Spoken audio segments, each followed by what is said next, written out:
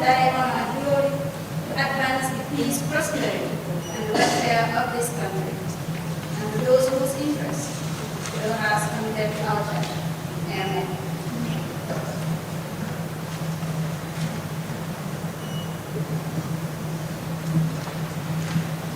Thank you.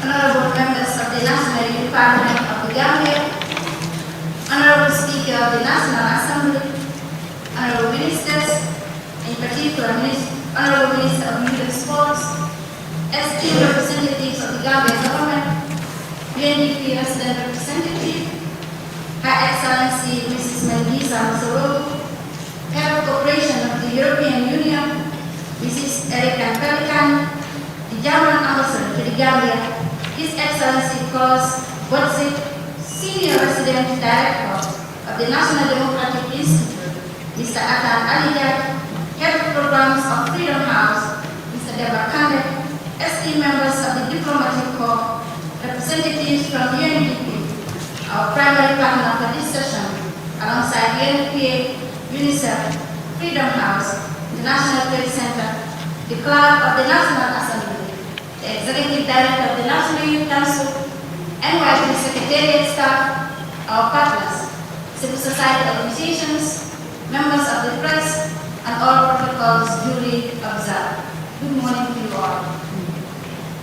It is an immense honor to address this esteemed House as we open the first annual session of the National Youth Parliament of the Gambia 2024 legislative year. Today, we gather not only to deliberate on issues affecting Gambian youth, but also address pivotal national priorities that will save our country's future. The recent concluded census has revealed that young people now constitute over 70% of the Gambia's population. These statistics alone reinforces the imperative role of youth in defining our nation's course. The National Youth Parliament proudly represents a diverse and inclusive body of 53 constituency representatives, 7 nominated women from regions, and 2 representatives from the persons living with disability, reflecting a remarkable 47% women's representation. This level of inclusivity is a testament to our unwavering dedication to ensure all sectors of society find a place within our work. Through our active engagement and the presence of regional clubs, we endeavor to make the NYP a parliament for every young Gambian, a true reflection of our nation's diversity. This year's session is focused on crucial issues: the 2024 draft constitution, which is now gazetted. After extensive consultation with our constituencies and holding regional forums with youth and other key stakeholders, we are prepared to bring forward new perspectives on the draft most significant provisions. These discussions will address pressing concerns and opportunities for young Gambians as we seek to ensure the new constitution reflects a balance of governance with adequate checks and balances and uphold our democratic values. Ladies and gentlemen, our session will also center heavily on our nation's transitional justice process, a journey that is paramount to the peace, stability, and development of the Gambia. Following the Truth, Reconciliation and Reparation Commission, our commitment to never again stands most deeply rooted in robust coordination, progressiveness, and inclusivity. The implementation of the DRRC recommendation is central in ensuring that injustice of the past is not repeated. However, these recommendations to materialize effectively, they require progressive constitution and comprehensive security sector reform. In particular, the passing of the National Security Council Bill is essential to achieving proper coordination and transparent implementation within our security structures. Strong institutions form the backbone of a progressive nation, and by enforcing them through reforms, we are establishing a resilient foundation for our never again job. It is critical period. In this critical period, constitutional reform also plays a central role. As youth and representatives, we have engaged extensively with our constituencies, gathering perspectives that reflect the aspiration of young Gambians in the 2024 draft constitution. Through numerous constituency dialogues, regional forums, open discussions, young people have voiced their needs, concerns, and hopes. They seek a constitution that genuinely promotes checks and balances, prevents the consolidation of power, and upholds democratic principles. This draft constitution must be a beacon of hope for all Gambians and serve as a framework through justice, equality, and fairness to all. In addition to these pillars of reform, the National Youth Parliament has been active in promoting the well-being and protection and empowerment of youth through a series of nationwide initiatives over the past year. Our work has extended into critical areas addressing some of the most pressing issues faced by Gambian youth today. We held a national constituency dialogue, and every year we brought together youth, traditional leaders, and community stakeholders to discuss the urgent need to end harmful practices. This dialogue underscores our commitment to safety and health of girls and women, emphasizing the importance of their full protection under the law. Furthermore, with support from UNICEF, we initiated a national awareness creation campaign on birth registration, highlighting the importance of every child's right to identity, recognition, and access to services. Birth registration is a fundamental right, and our partnership has helped create nationwide awareness, ensuring that every Gambian children are counted, protected, and empowered from birth. Additionally, we work closely with the EPI unit of the Ministry of Health to drive the national campaign promoting immunization. This campaign underscores the vital importance of vaccination, especially in rural communities, to safeguard our youth from preventable diseases. Finally, we take pride in hosting the first ever National Youth Awards, the event that celebrated the achievement and resilient commitment of Gambian youth from all walks of life. The momentous occasion gave national recognition to young leaders who have demonstrated excellence, creativity, and a dedication to nation building. This event was a reminder of extraordinary potential of our young people and a call to all sectors to invest in future leaders of this nation. Distinguished guests, the youth of the Gambia continue to confront many challenges with some seeking opportunities beyond ourselves. As representatives of the young people, we must ask ourselves, what can be done to make Gambia a more prosperous and welcoming place for our youth? How can we ensure they have the resources, opportunities, and support to thrive right here at home? These are the questions we seek to address in our deliberations with the goal of creating a Gambia where young people can achieve their dreams and ambitions without leaving. Gender equality, especially the empowerment of women and girls, remains central in our discussion. We believe in a Gambia where women and girls have equal access to opportunities and the chance to lead. When our women rise, so does the entire nation, and we remain committed to advancing this cause to secure a future where all Gambians can reach their fullest potential. To our government, development partners, and stakeholders, we call upon you to stand with us and prioritize the youth agenda. The decision we make today will save the Gambia we leave for future generations. And as young people, we are ready to lead with determination and purpose. In conclusion, I would like to extend my sincere gratitude to the youth parliamentarians and the NYPD Secretary, whose commitment to national development is remarkable. Our heartfelt thanks to the National Assembly of the Gambia for your continuous support, mentorship, and technical support. And to the Ministry of Youth and Sports, the National Youth Council, and our partners, especially UNDP, UNFPA, UNICEF, Freedom House, and the International Trade Center, whose ongoing support makes our work possible. To everyone present here today, Thank you for your unwavering dedication to our nation and to the empowerment of Gambian youth. Let us work together for a successful session and brighter future for all. Thank you. I look forward to a productive session again.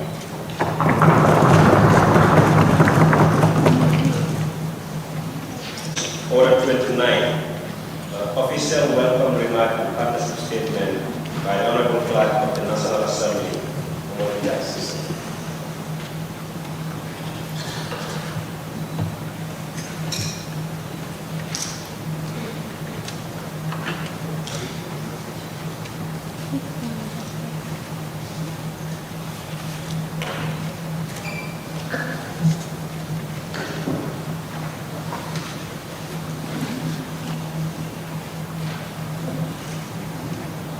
Good morning.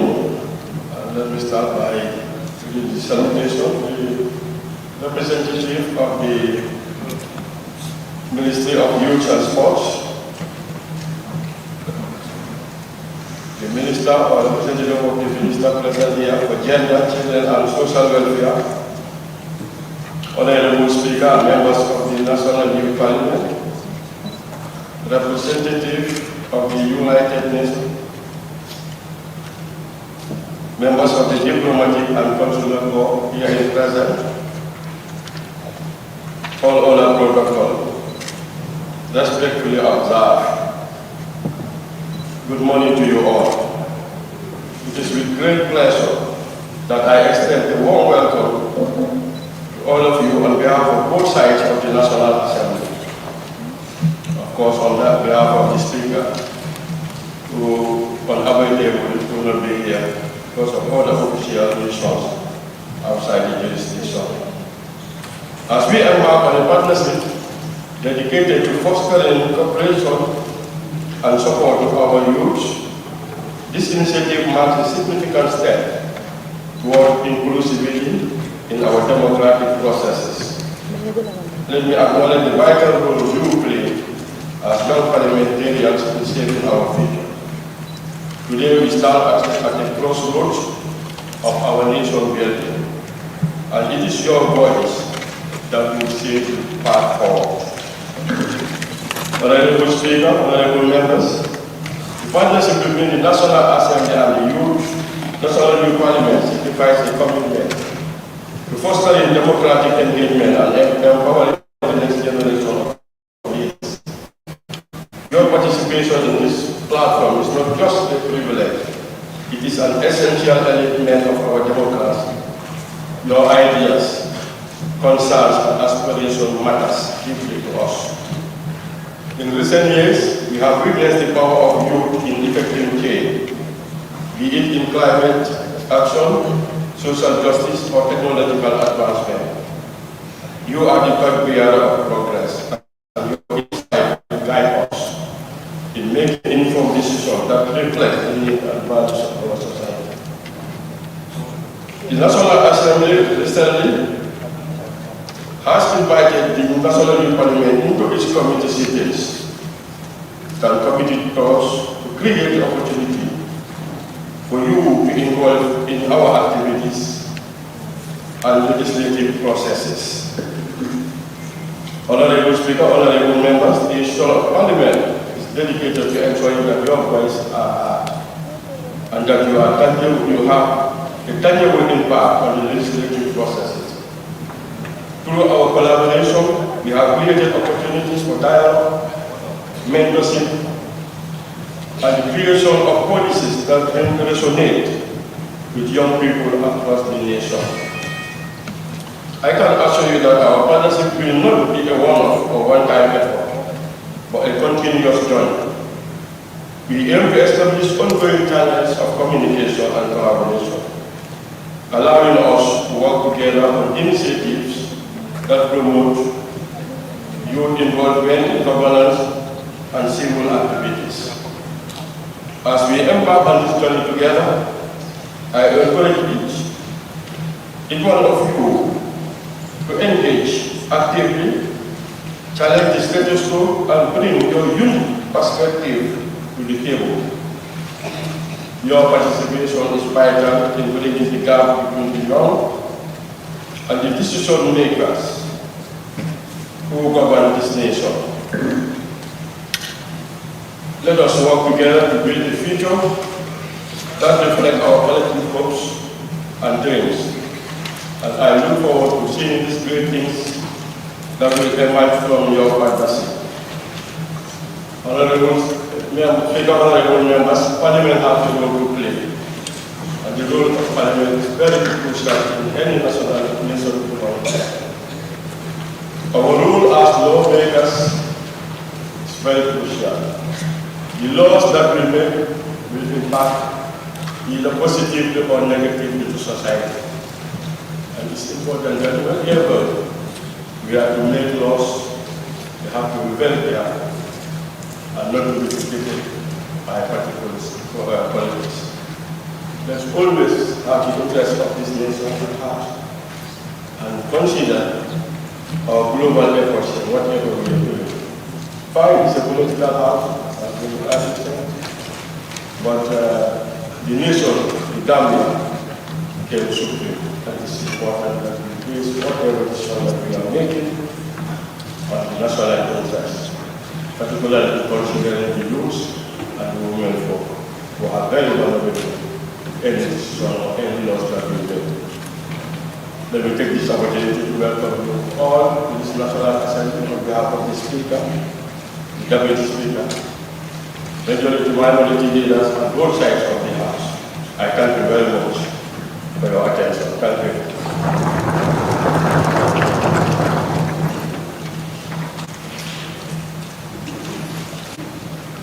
Statement.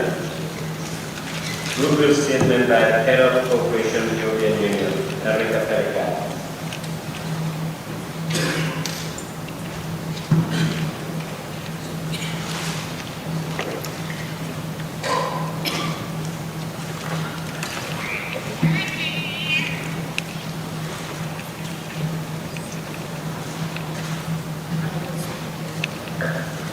Honorable Speaker and representatives from the National Youth Parliament and youth groups, government officials, representatives from the United Nations, the diplomatic corps, civil society, development partners, and all the protocol to be observed. I would like to thank the National Youth Parliament for inviting me to this very important event. It does not only give the opportunity to visit this beautiful building, but also because the topic that has been selected for this session is particularly important for the youth. Good governance is one of the three priorities that have been defined for the cooperation between the youth and the government of the Gambia for the period 2021 and 2027. And in addition, the EU has developed a youth action plan for the period 2022-2027, which aims at creating a strategic partnership with young people around the world. This strategy has been developed with consultations throughout the world and, of course, engaging youth organizations. This youth action plan aims at accelerating the progress toward the 2030 Agenda for Sustainable Development and other international commitments of the EU, such as the UN Youth, Peace and Security Agenda.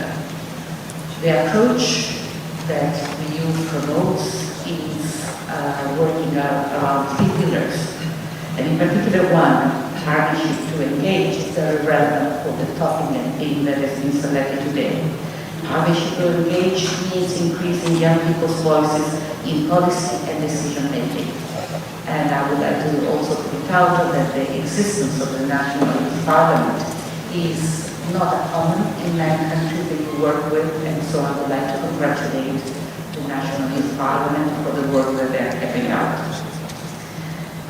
In the context of the European Youth Action Program, we have developed a number of initiatives. One of these initiatives is worth mentioning today. It's a setup of the Young Elected Officials Academy.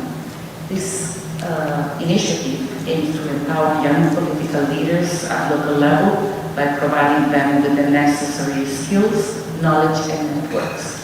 We believe that by investing in young politicians, we can foster a new generation of leaders who are equipped to tackle local challenges and drive sustainable development in their communities. Well, the first event has just taken place. This was just an initial event. We hope that the National Youth Parliament was able to convey the information that there will be other events, and we will be happy to liaise with the National Youth Parliament to ensure that many Gambian participants and young politicians can participate. Also, in collaboration with the Ministry of Basic and Secondary Education and the Ministry of Higher Education, Research, Science and Technology, we agreed to revamp civic education and senior secondary education. This is a program that has just received the green light from our new member states last week, and it focuses also on gender, particularly on girls. Girls studying in senior secondary education, but also girls who are keen to undertake a teaching profession and move on to what used to be known as the Gambia College, now University of Education. We believe that empowering starts also with education, and education is essential for the country. So again, here we will have opportunities to engage more with various stakeholders, including the National Youth Parliament. I mentioned that governance is one of our priorities, and indeed we are promoting and sustaining the country in the governance reforms, and particularly we are looking at transitional justice, legal reforms, security sector reform, and as well constitutional reform. Through the EU-UNDP Great Initiative, we are working to support a justice system that promotes fairness, accountability, legal reforms, and strengthens local governance institutions. We believe that this initiative is essential for laying a solid foundation for a future in which young people can confidently participate in civic and economic life. We also have other initiatives that are also relevant for the youth, such as the program with the International IDEA, called the CODE project, that supports key institutions that are important for democratic countries. We support the National Assembly, the National Human Rights Commission, and the Gambia Press Union, as well as the Gender Platform. We believe that this is essential. We need to translate the notion of democratic society with functioning and performing democratic institutions, and for empowering young Gambians as stakeholders in a fair and rights-respecting society. We're also supporting civic education in view of the future referendum for the new constitution. And again, importance of civic education, I mentioned already for our senior secondary education program, but also with regard to the constitution. The speaker mentioned as well the security sector reform. The EU is also active in this area. We are working with Germany and DICA to accompany the Gambia to build a safer, resilient society for the next generation. And we are particularly conscious that 55% of the TRRC white paper relate to the security sector. These are just some of the initiatives, but when it comes to the Gambia, I mentioned already our senior secondary education program, but also there are other programs where we believe that young people are key stakeholders. I would like to mention some of them. The Youth Empowerment Program for Tourism and Creative Industries. I'm sure that many of you are familiar with that. And yet we'll continue with the implementation from the International Trade Center, and we will focus on tourism. And we hope that the implementation will start next month. I mentioned already the senior secondary education, but also would like to mention a program that was also approved by last week by our member states, focusing on agricultural value chain. And here again, young people are key beneficiaries that we envisage together with women. We will focus on horticultural sector and infant food value chains. And again, there will be discussion and opportunities to discuss how this can benefit the young people. The European Union delegation and the National Youth Parliament is also starting to discuss about the possibility to create a youth advisory committee, a committee that will represent a forum to consult on specific actions or broader areas of common interest. And we hope this can be indeed a sounding board for us when new initiatives are going to be developed. Other initiatives will be developed in the future, and we will rely on the National Youth Parliament to disseminate widely. Again, let me conclude by expressing the gratitude of the European Union delegation for this invitation, and really also appreciative of the theme of this session. I would like to conclude with a quote from Nelson Mandela: "The youth today are the leaders of tomorrow." And I'm very happy to see that the leaders of tomorrow are also, as I can see in this room, women. And thank you very much for your attention. Thank you very much, Your Excellency, and welcome to the Gambia. And also thank you very much to the Club of the National Assembly of the Gambia.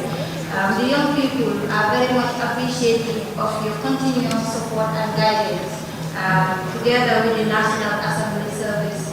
As you plan for your retirement, on behalf of the young people of the Gambia, we wish you a good life after service. Thank you very much. Thank you, Mr. C.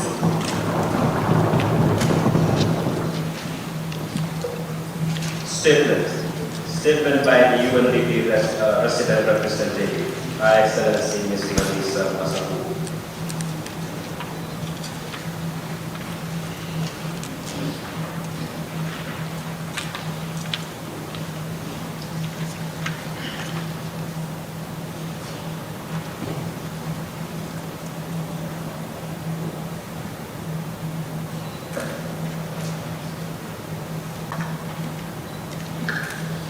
Honorable Speaker of the National Assembly, Honorable Minister of Youth and Sports, Honorable Speaker of the National Youth Parliament, distinguished members of Parliament, Your Excellencies of the Diplomatic Corps and Consular Missions, esteemed youth of the Gambia, ladies and gentlemen, a warm good morning to you all.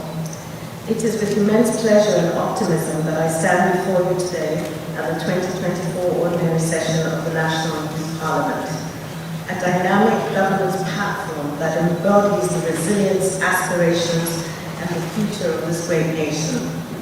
I am profoundly inspired by your commitment and courage as we come together to engage on critical issues affecting the youth and young people of this country, and by extension, the society as a whole. To discuss, address, and put forward solutions to leave no one behind, starting with the most furthest and most vulnerable: adolescent girls and boys, people with disabilities, women. Sectors of the society who play a critical role in ensuring that their voices, skills, actions, and further opening up of opportunities can make a transformative impact in the development trajectory of this nation. The energy in this room, born of the shared dedication to progress, is truly palpable. Today's assembly symbolizes the mission of the National Youth Parliament, serving not only as a forum for constructive dialogue on critical national issues, reinforcing checks and balances for accountability to the social compact, but as a catalyst for action and empowerment, enabling you to realize the full potential as leaders of today and tomorrow as we work together towards the Uriwa program, the SDGs, the African Union Agenda 2063, and the renewed commitments for the path for the future. Distinguished members, the theme of this year's session, empowering the youth through progressive legislation and good governance, could not be more relevant. As you engage in discussions around constitutional reforms, youth peace and security, irregular migration, and substance abuse, let us recognize that these are not just topics for debate. They represent the lived realities of many young people in the Gambia. Therefore, empowering youth and young people through open, inclusive, and constructive dialogue to fully engage and provide direction on number one, the enactment of sound and gender-responsive legislation and policy frameworks.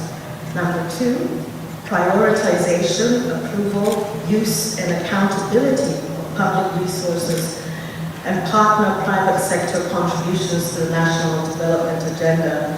And number three, raising awareness, advocacy, and spaces to provide feedback to the public and strengthen the social contract between government and its citizenry. This is essential not only for peace, prosperity, and overall development, paramount for tackling the root causes that hinder or perpetuate challenges towards the National Development Plan. As we reflect on the transformative potential of youth leadership, it is vital to align all efforts with national, regional, and internationally recognized frameworks as we do live in a global world. The 2030 Agenda for Sustainable Development and the SDGs offer us comprehensive pathways towards a future where no one is left behind. In particular, Goal 16, which promotes peace, justice, and strong institutions, resonates deeply with the objectives of the National Youth Parliament, calling for inclusive governance systems that can only be achieved through active participation, leadership, and innovation of young people. Distinguished members, this commitment to youth empowerment was reinforced during the Summit of the Future held in September this year. At this significant gathering, world leaders highlighted the critical importance of incorporating youth voices in decisions and decision-making processes and governance around the world. The Pact for the Future, which emerged from the summit, emphasizes the vital role of young people through the first ever Declaration of Future Generations, with concrete steps and commitments to more meaningful opportunities for young people to shape their lives and decision-making processes across the breadth of global, regional, and national issues impacting the way we live, the world we want, and the way it should be, as enshrined in our collective commitments for peace and prosperity for all. The Gambia was well represented at the Summit of the Future. Prior to this, under the leadership of our United Nations resident coordinator to the Gambia, Mr. Carl Frederick Hall, and the Ministry of Youth, Sports and Culture and the National Youth Council, we held a 3-day meeting that was looking at creating the space and engagement of the youth and young people of the Gambia to share your issues, concerns, and most importantly, the solutions that can be shared with the highest level of government within the country. The deliberations and presentation of the voices of the youth, their ideas, solutions, were clearly articulated to the highest level through a one-day consultative process under the leadership of the Ministry of Finance and Economic Affairs. We are also proud to have supported 2 young leaders to represent the youth of the Gambia at the Summit of the Future in New York. Distinguished members, the well-thought-out issues to be addressed at this year's National Youth Parliament closely align with Gambia's Recovery-Focused Development Plan, which prioritizes sustainable development and the active participation of youth in national processes. The Gambia stands at a pivotal moment in its history as we navigate through discussions on constitutional reforms that are essential for strengthening democracy and the continued work and efforts on transitional justice, security sector reform, human rights, freedom of the press, gender and women's empowerment, and economic vulnerabilities that continue to impact the gains-making human development prior to COVID-19 in this age of the global COVID crisis. Ladies and gentlemen, let me take a moment to recognize the important work within the country to hold us to account.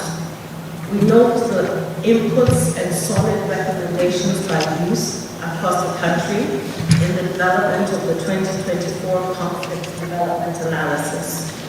We also recognize the consultative participation and manner in which the National Action Plan for Youth, Peace and Security is being formulated in the Gambia under the leadership of the National Youth Council. We applaud the role that young people and youth are also playing in the global arena as champions of human rights, climate action, peace building, education, well-being, mental health, and in the creative sector. Distinguished members, data, statistics, analysis of trends, and the communication of this information hold us all in good stead to reflect upon how we can continue to collectively work with the financial and human resources at hand to ensure that we're positively impacting on the lives of the people we serve. It is important to acknowledge, as the speaker stated, the Gambia Bureau of Statistics and with its respective partners in releasing the 2024 preliminary report on the Gambia Population and Housing Census Report. This will further guide respective development interventions through sound and solid data for evidence-based development programming and interventions. The financial resources, whether domestic, ODA, grants, private sector, or from international financial institutions and bilateral partners, when they flow, must flow towards the prioritized development agenda and must be fully accounted for as part of the social contract. We all recognize the power of progressive legislation to facilitate meaningful change. Laws that promote transparency, accountability, and equitable access to opportunities form the bedrock of good governance and must be tailored to address the unique challenges faced by young people, particularly in the areas that were identified in the 2023 National Youth Parliament resolutions. In areas such as unemployment, access to quality education and technical and vocational training, to enhance youth employability, but most importantly, your leadership role as entrepreneurs and being self-sufficient.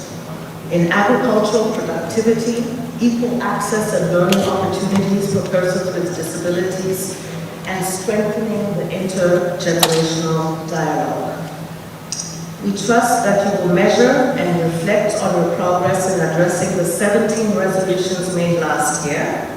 I believe that you have done very well, covering over 75% of the recommendations, working in close collaboration with government, civil society, academia, private sector, and development partners.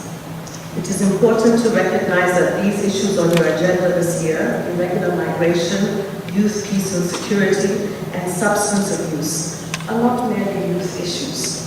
They are national priorities. The young men and women who undertake perilous journeys in search of better opportunities remind us of the urgency to create viable alternatives here in the Gambia.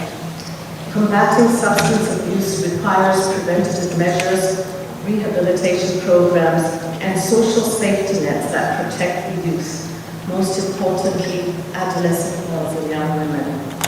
As we have collectively addressed these challenges, I commend the National Youth Council, the National Youth Parliament, for your strategic focus and dedication to fostering robust discussions.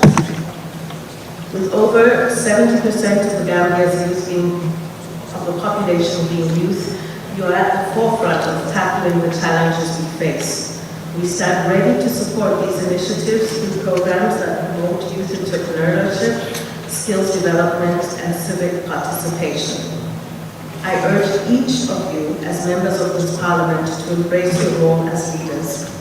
You hold the power to shape the laws, policies, resource allocations, and practices that will guide the Gambia's future and strengthen the social contract. The responsibility is not to be taken lightly. It requires determination, passion, and commitment to making a difference. Advocate with purpose, debate with vigor, and remember that your efforts here can change lives for the better. In conclusion, let me reiterate the UNDP's unwavering commitment to supporting the youth of the Gambia through the Recovery-Focused National Development Plan. The road ahead may present challenges, but it's also lined with opportunities. Let us strive for a future where the voices of young people are not only heard, but celebrated, where youth are recognized not as leaders of tomorrow, but as the leaders, innovators, and change makers of today. Thank you for the dedication to this noble cause. Abaraka Jerejef Jarrah. Thank you.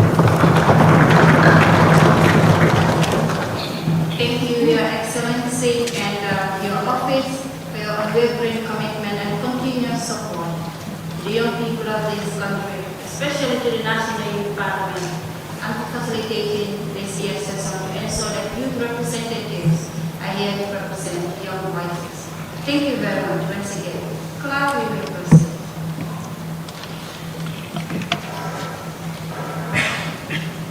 Motion. Be it resolved that this August Parliament will consider and adopt the new official website of the National Youth Parliament by Honorable Member of Bagawa constituency.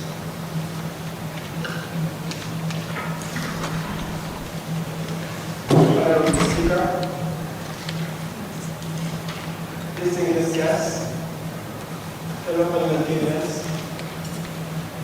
I raise to move the motion of this August Assembly, accepting the dedicated National Youth Parliament website. This digital device is important as it will help the young National Youth Parliament to be able to make transparency, accountability, public engagement, and enhance accessibility when it comes to the work we do as parliament.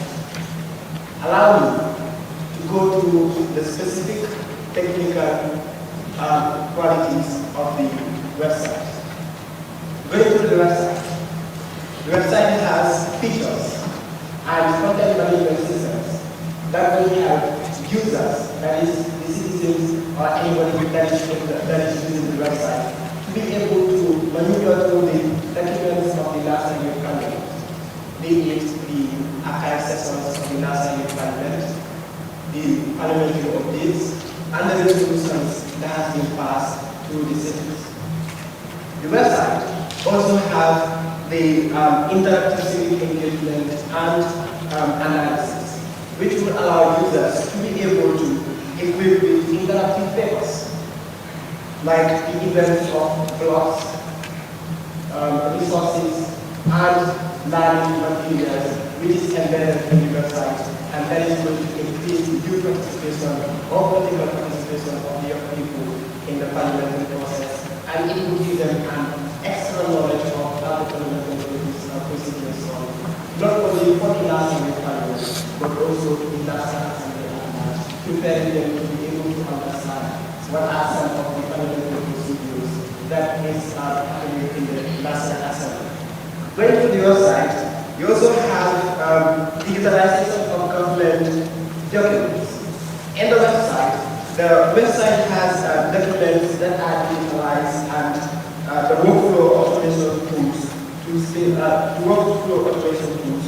streamline parliamentary processes, operations, reducing the paperprint footprint in the government.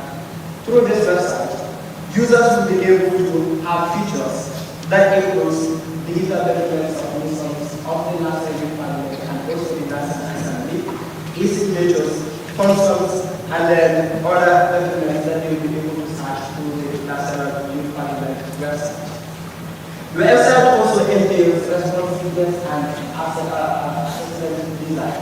That is, the website is responsive and it is accessed by every user in the government. Because when the website was made, there is this web design that is looking by make sure that every user or everyone that has access to electronic device will be able to access this website, but also will be able to use it with any electronic devices that they have. That is being allowed, be it a mobile phone or any other electronic device that is able to have access to the internet, and the website is optimized to make sure that it produces low values of internet, making sure that information is accessed by everybody in the part of the world, no matter where you are in the country.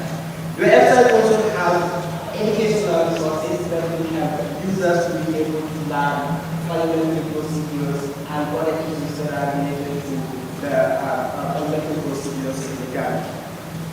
The website also has inspiring features. The website also will also inspire future leaders through a digital civic platform that is built and inclusion policies.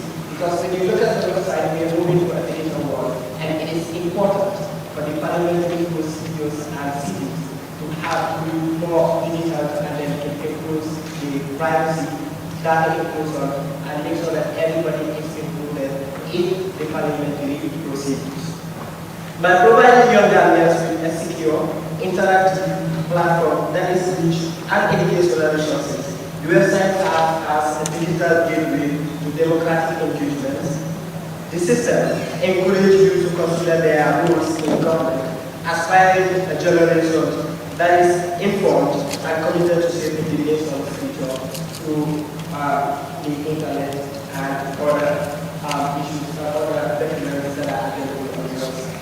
Another thing, this platform signifies a major step towards a modernized, inclusive, and technological-driven parliament.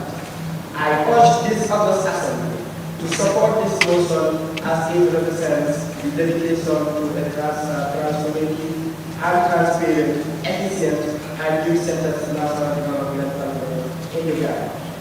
I want to conclude by saying the Gambia is part of countries that are moving towards the digital world, and it is, of course, very important for the national parliament to be able to have a website where everyone, no matter where you are or what you do, will be able to access the website and get information with regards to the national parliament or issues that have to do with the national assembly.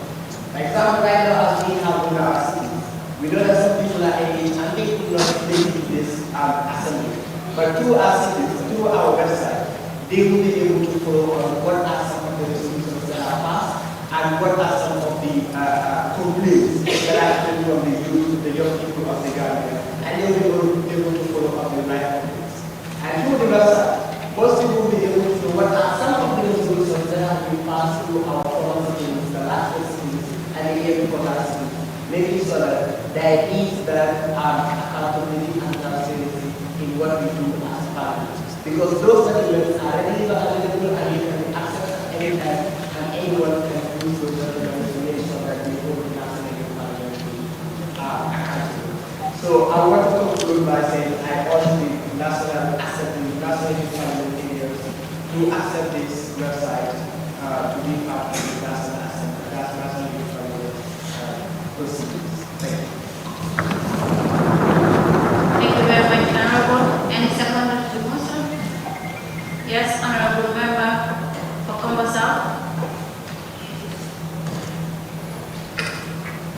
I, Honorable Omar Ilmanja, the member for Combo South constituency, I will like to second the motion for the successful run of this website.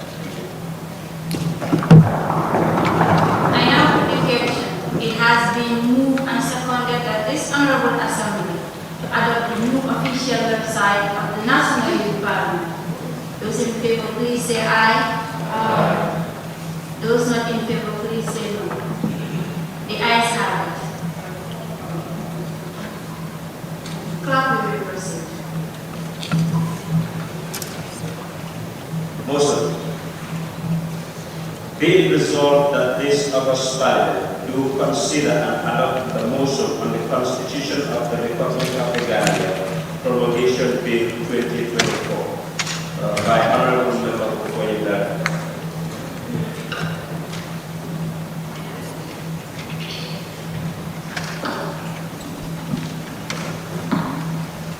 Thank you very much.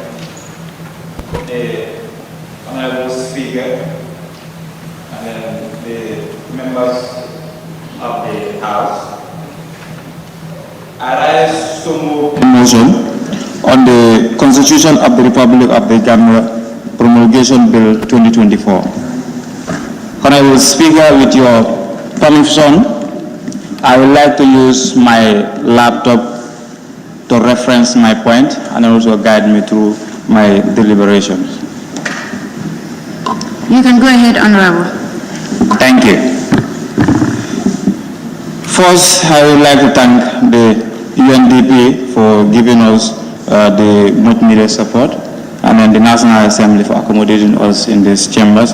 And then without wasting more time, I would like to discuss on few points on the 2024 bill and then why it is important for some of those points to be maintained, and then why it is important for some of the points that which we are removed from the 2020 Constitution to be brought back in the 2024 Constitution. So first to start with, the Chapter 5, Leadership and Integrity, Section 23, Subsection 1. I'm reading this point to have a baseline on my discussion that will be coming next. So all this point, after reading, I want all the members to take note of the point that I'm going to read. With this, we will all be able to understand as to why this clause should not be removed from the 2024 draft constitution, because this area is being removed. And I will also read on the explanatory note from the Ministry of Information as to why this clause has been removed from the 2024 bill, the draft constitution bill. So section 33 of subsection 1. Honorable member, just a clarification. The section is not removed, it's just not featured, because as long as we are concerned as a country, the 2020 draft does not exist. So the chapter you're talking about is not included in the 2024 draft instead. Thank you. Thank you. Not included, yes, still removed. Anyway, thank you for that correction. So the 2020 draft, it is there. The 2024, it is not there. It is not yet included. Since it is final, it is not yet included. So section 23, subsection 1, read. This chapter applies to every officer and office holder and every authority, both public and private, and to every citizen or other person who has or is given, whether on contract or otherwise, a functional role, responsibility in relation to a duty that is in the public interest. Subsection 3. For the purpose of this chapter, a reference to a public office or public officer shall, as the context requires, be constructed to include every office in the service of the state, the citizen of the Gambia, and every person who is elected or appointed to such office, irrespective of how the office or election or appointment to the office is described or designated. So now, when you look at this, now goes into the responsibility of leadership.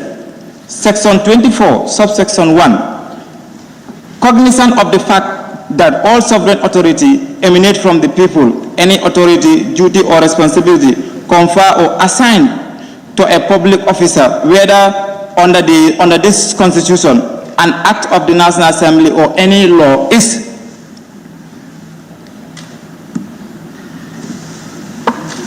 subsection. Point of order, Honorable Speaker. Yes, Honorable Member for Serekunda. Honorable Speaker, I believe the Honorable members would move the motion and allow the House to second it before he delivers into the points that he wants to discuss on the content. Thank you, Honorable Member for Serekunda. Honorable Member for Fonyi Berefet, kindly move the motions and later in the discussions we'll deliberate on the specific issues. Thank you. Thank you. I wish I need to give explanation as to why I'm moving this motion. Anyway, it's still fine.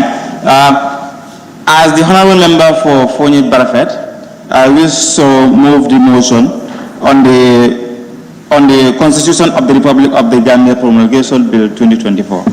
Thank you. Thank you, Honorable Member for Fonyi Berefet. Any seconder?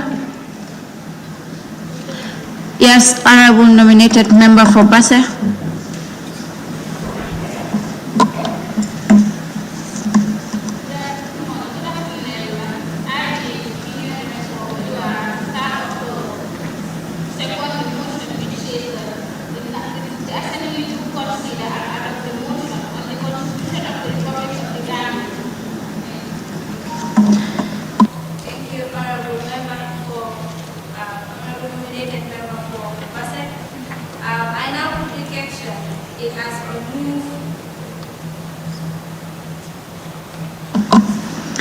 I now put the question, it has been moved and seconded that this Honorable Parliament do consider the motion Constitution of the Republic of the Gambia Promulgation Bill 2024. Those in favor, please say aye. Those not in favor, please say no. The ayes have it. Clerk, we may proceed. Sorry, excuse me, Honorable Speaker. I think you should first Honorable Member, on what are you standing? I am standing on, I think this is a point of order because I think you should allow the members to first debate on the the motion before you just pass it. If all the motions move this way are going to be passed, we don't even have the background of what's going on. Point of order. So I think the motions, when moved, should be first debated upon before you placed your question. Thank you very much. Honorable Member, thank you very much. So what is happening right now is the motion has been moved and seconded, and now we have allowed the House to start to deliberate on it. We are not bypassing protocols, but thank you very much for your concern. So thank you very much. Clerk, you may proceed. So for those that have... Sorry, Honorable Speaker. I think this matter has been wrapped up. Honorable Member, what are you standing on? Because we are in the House. We cannot just be on mics. It's a point of order because it's a deviation. Member, allow me to learn. We are in the House. We cannot just be on mics and standing up, please. Note what you are standing up on, and so we will know how to proceed. Honorable Speaker, I have noted already. I'm standing on a point of order. I'm calling an order on you, Honorable Speaker, for deviating from the protocols. Telling you... Remember, which clause are you standing on? Telling you that if you have already asked the question and the question has already been answered, there is nothing to be deliberated upon. Because if you move the motion, someone seconded it, you've placed the question, what else are we going to talk on? So I'm asking you, please... Remember, which clause are you standing on? Honorable, could you please... Thank you, Honorable Member, for Birkamanak. You might sit down. What you have said is duly noted. However, please, we're in the House. Before you stand, decide whether you're standing on a point of order. Honorable Member, don't on your mic. I'm standing on a point of order, Honorable Speaker. I've said that a number of times. Thank you very much. Before you stand up, please note whether you are standing on a point of order or you are standing on a point of observation. And if you are standing on a point of order, please reference on the point of order on which you are standing on. Kindly. Thank you very much.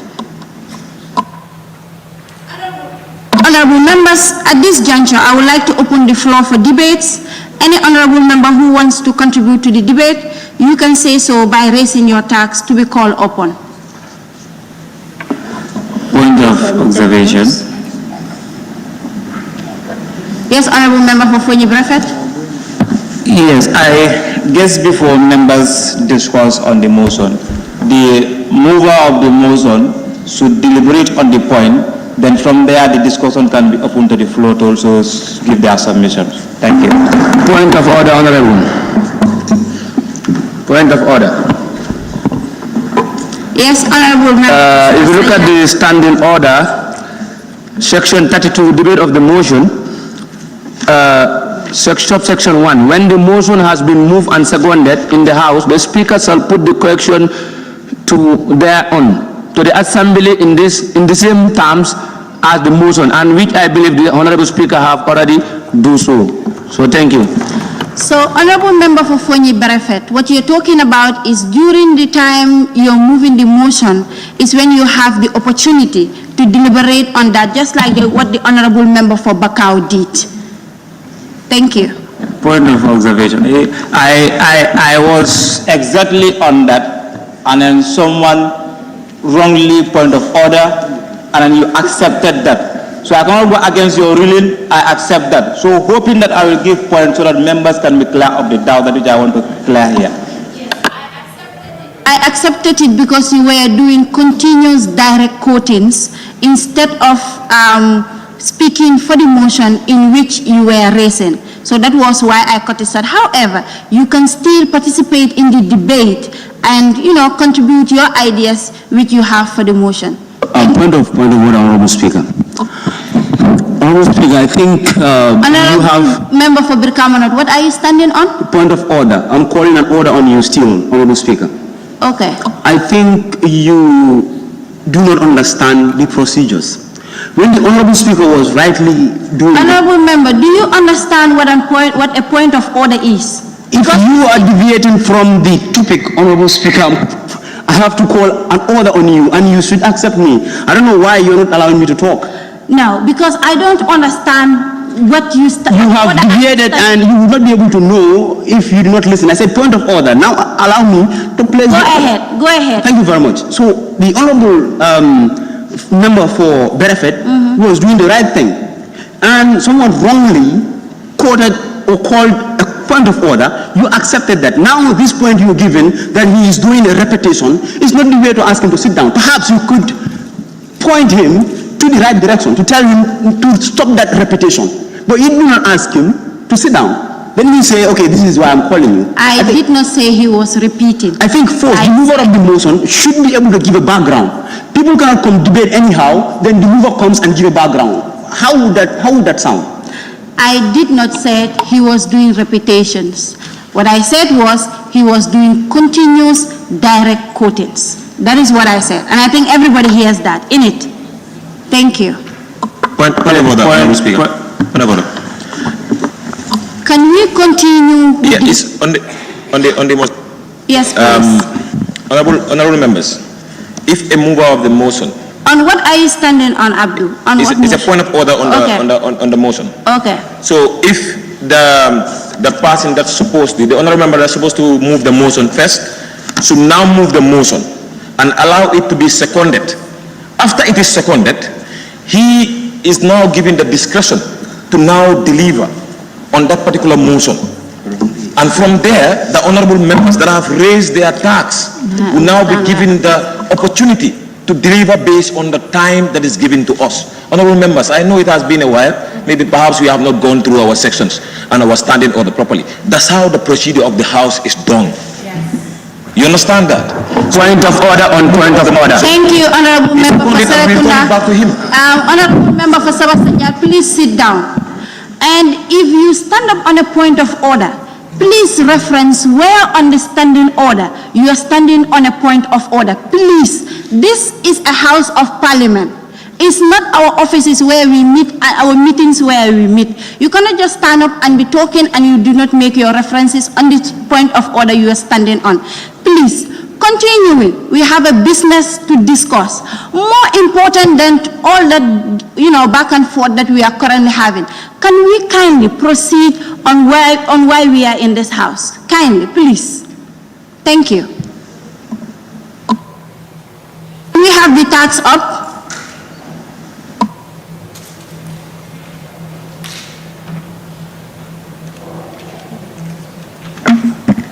Honorable Speaker,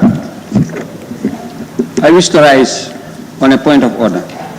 Yes, Honorable Member for Fonyi Jarol. Yes, you wrongly accepted the point of order raised by the Honorable Member for Serekunda.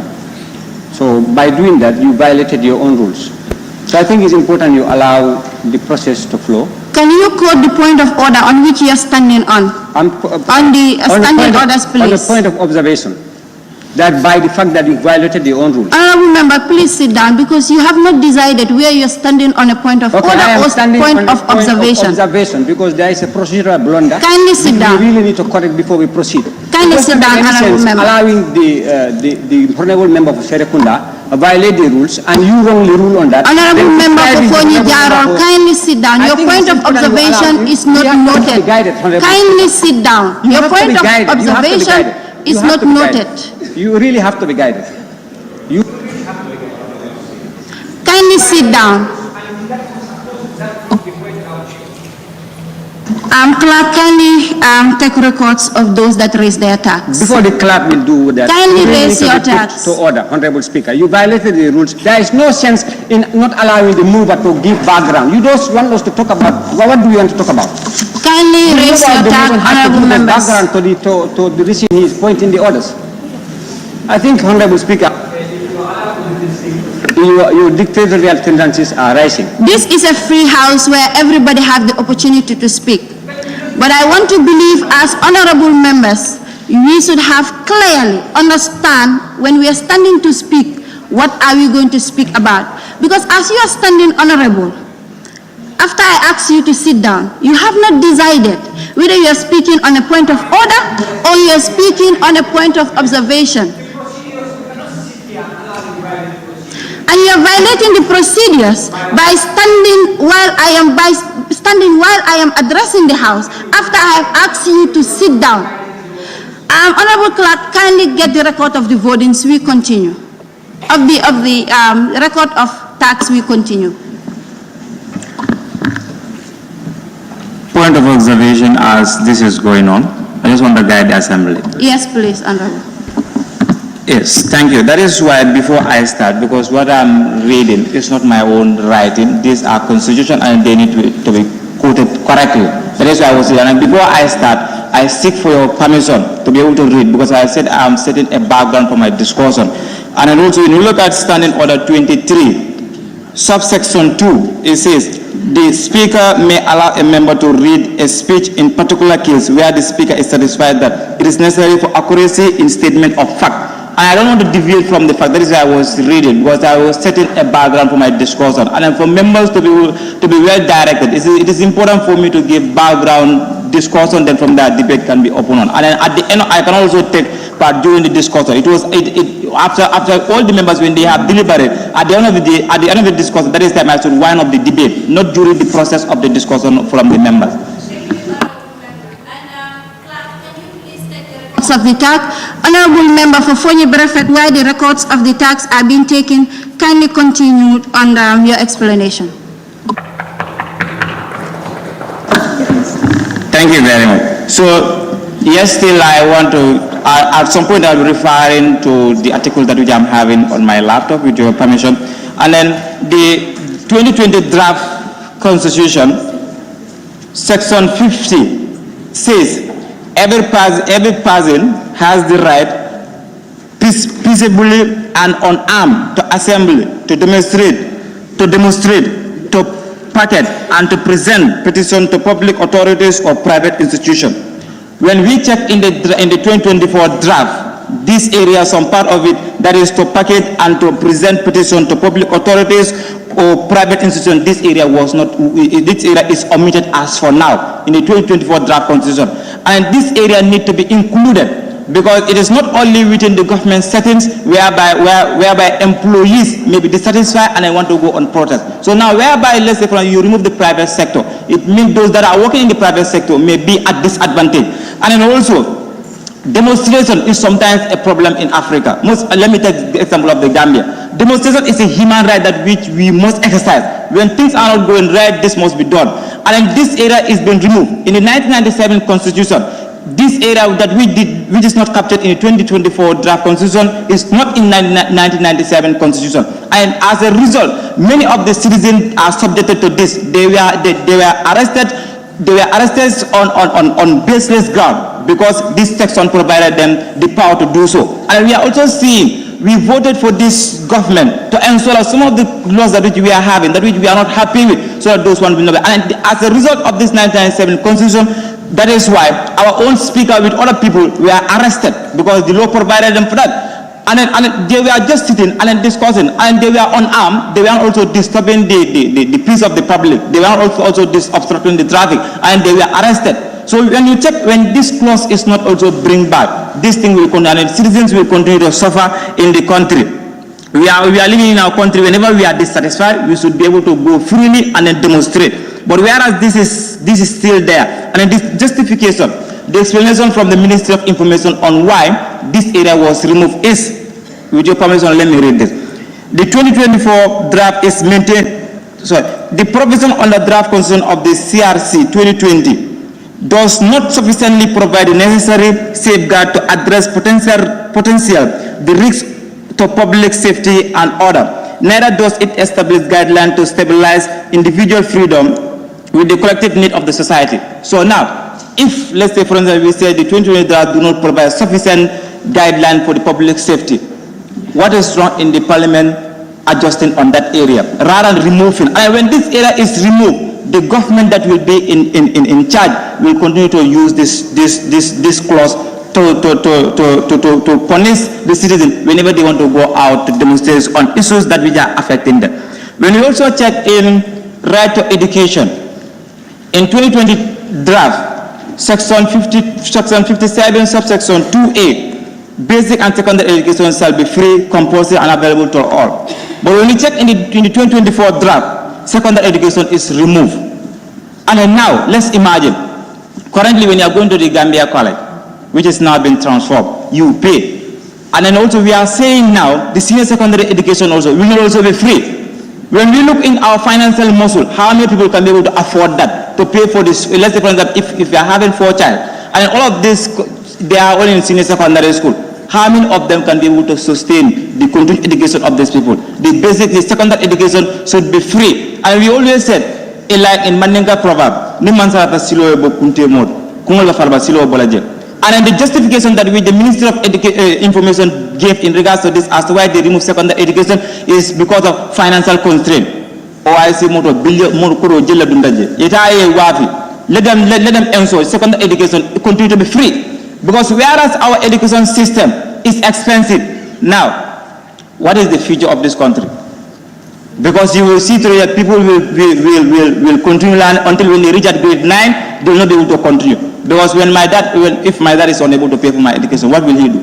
I have to sit at home. And in this area, the secondary education should be compulsory free. The government should look at all means. The government is our ATM card. That is why we are paying all the necessary needs that which those in authority need. We are giving them vehicle, we are giving them fuel, and even out some the clothes that they put on. We give them so they can be comfortable and bring us something very good. We cannot be paying for secondary education. This area needs to be brought back. Mansakuna tarlaje. Yenta fair kila in samana. Need a secondary education. Need to keno free. Ute boji. Do ina na mimba keno. So we move on now. When you check also right to vote and be registered and right to be registered and to vote. Now this area, when you look at the criteria also in the 2020 draft, this area's section 75, subsection A, D is in the draft 2020 constitution, but in the 2024 it is not there. Which read, it says, a person, that is section 75, subsection A, a person is qualified to be registered as a voter and to vote at election or referendum if the person, now subsection D says, has not been convicted of an election offense during the preceding 5 years. Now this area is being removed in the 2024 draft. We want to ensure the people that will be holding the office of the president are with clean sheet. We don't want to be having criminals occupying that office.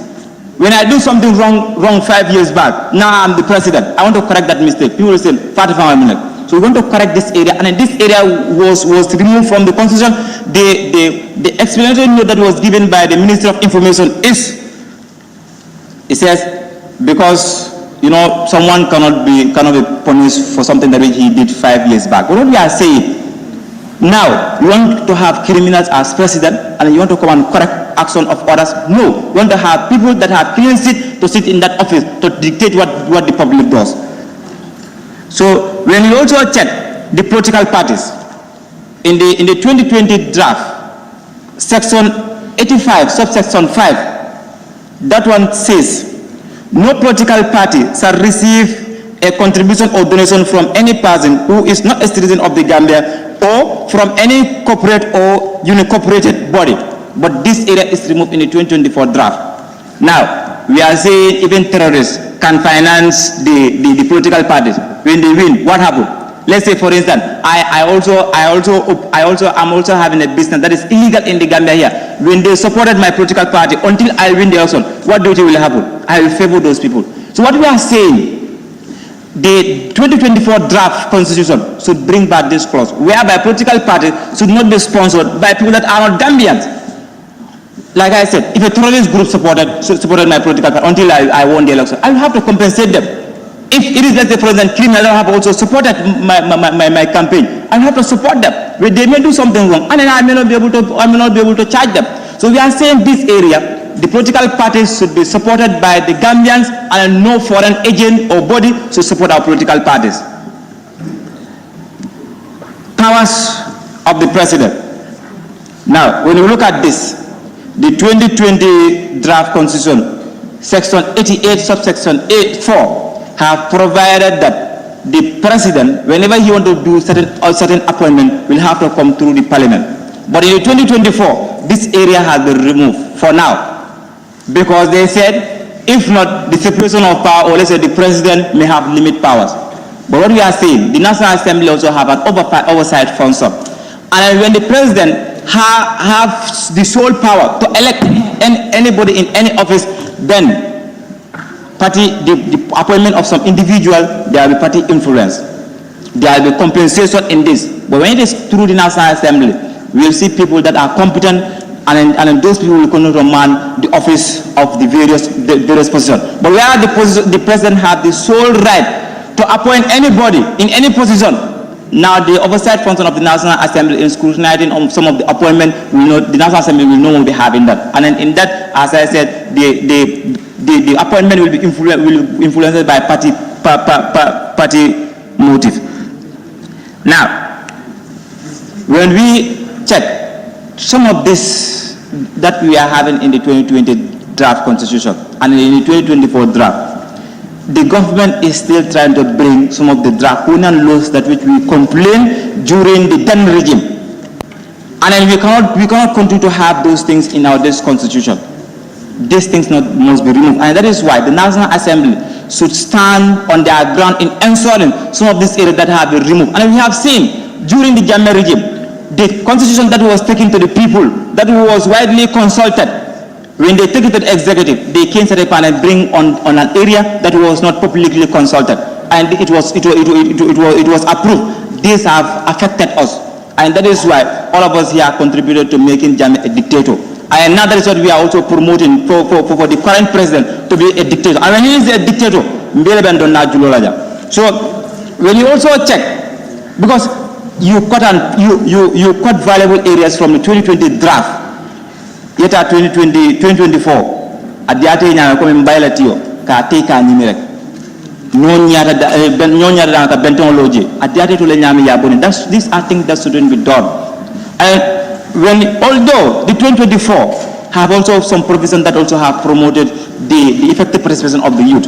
Now when we check on the NYSS case, the 2024 has maintained that, and this is an area that is very, very important, because not all of us will be good in academic work, but also whereas we have others that are also into skills and other walks of life, it will be very, very good for the country. So that area being maintained in the 2024 draft is a very big plus, and we don't want this area to be removed from the 2024 constitution, the draft constitution. This area should be maintained. So that being the case, Honorable Speaker, thank you very much for giving me the floor, and then while I allow the members to debate on the point. Thank you. Thank you very much, Honorable Member for Fonyi Brafet. That was very elaborate.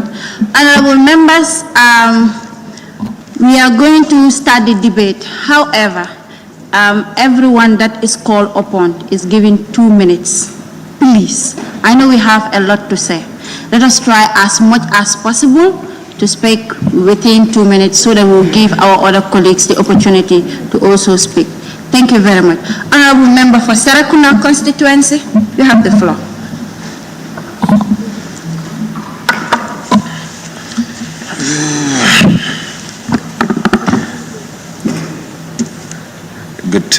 Good morning, honorable members across the country. Honorable Speaker, permit me to just make some reference from my notebook here. Go ahead. So, regarding the draft constitution, that is the draft 2024 that is recently gazetted in comparison to the 2020 that has been put in the dustbin after spending so many millions. For me, I believe that we all today have a responsibility to look at clauses that we believe do not really favor the youths of the country and be able to put it there, but to also unanimously agree that the country is in need of a new constitution. And as a country, we need to make sure that we are able to look into that. But looking at the draft constitution, I just want to pay attention on when it comes to the protection of liberty of the people. Looking at the draft 2020 constitution, it talks about when an individual is being arrested, the person has to spend 48 hours after the person would be released or given the permission to have a bail. But looking at the 2024, it has been increased to 72 hours. Now in that, we are pleading to the executives, and also when the gazetted constitution comes into the House of the National Assembly, we are pleading that that particular clause be returned back to the draft constitution to have the 48 hours instead of the 72 hours.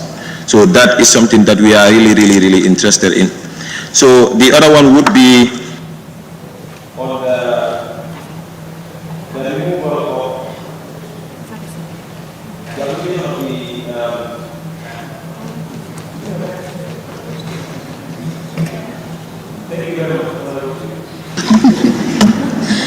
Thank you very much, Honorable Member for Serekunda. Can we now have Honorable Member for Sabah Senja?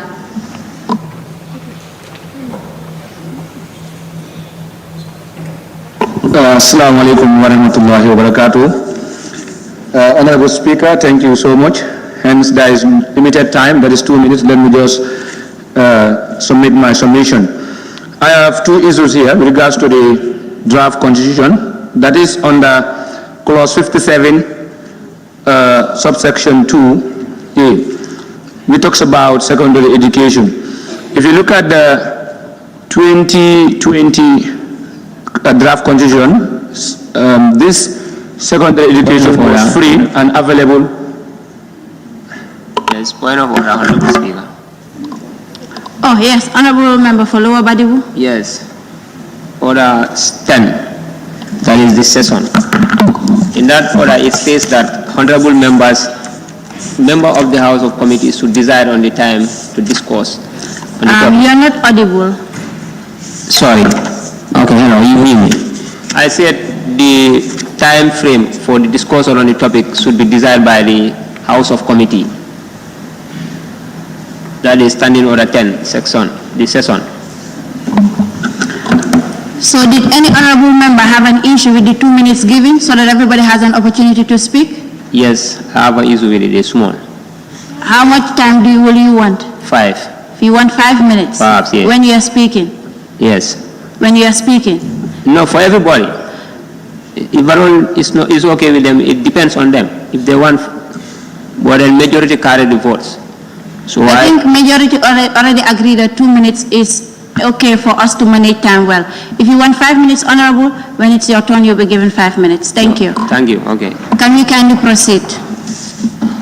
Honorable Member for Sabah. Honorable Speaker, sorry, I disagree with that. Hence, 5 minutes is going to be allocated for all of us. I am comfortable with 5 minutes, not 2 minutes. Honorable Member, kindly continue your deliberation. Please do consider my consideration, please. Do consider me, please. Honorable Member, you have already started. I think it should be noted too. Right now you're wasting more time. If you have continued your deliberation, you will have said more than you intended already. Okay, Honorable Speaker, you are not fair to me at all. Let's begin.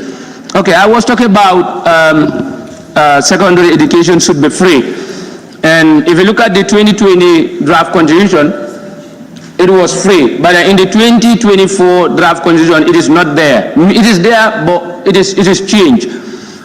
So just the Honorable Member for Funi Brevet said, not all of us are from the same background. There are people who cannot even afford primary education.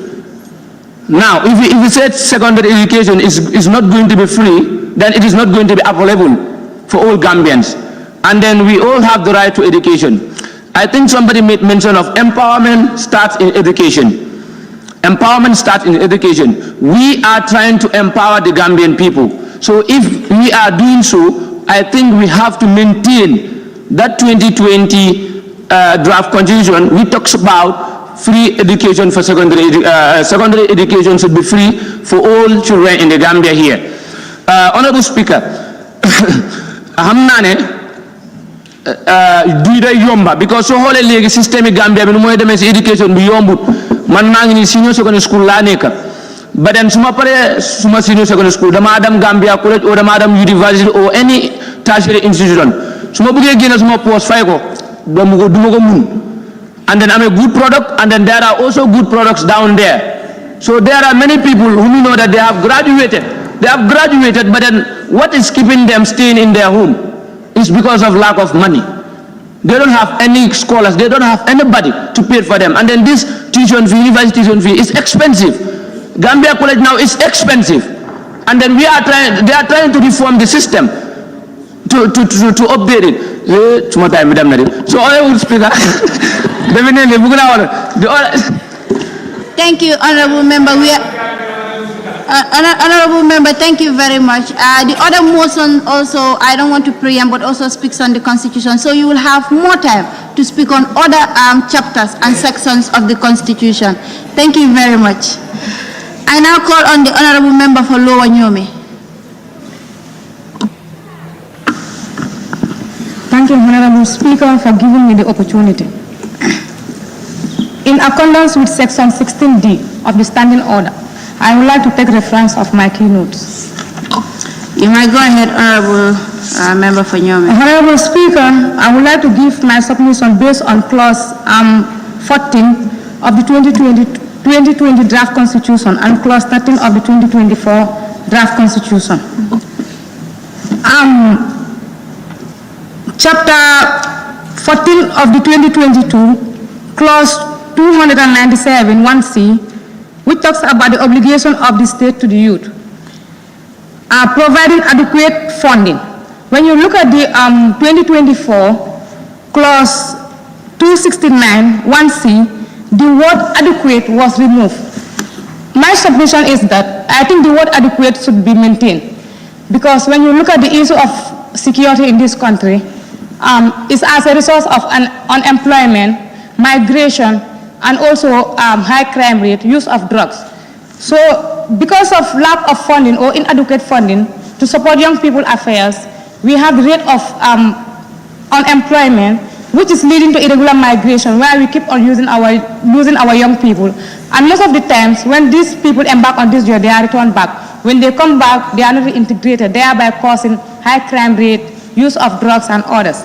And also Chapter 6 in the 2020 and also Chapter 5 in the 2024 Clause 50 and Clause 42C respectively, that talks about freedom of assembly. Provide for the rights of assembly. When you look at the 2020, it says provide for the freedom of assembly. But when you look at the 2024 Clause 42,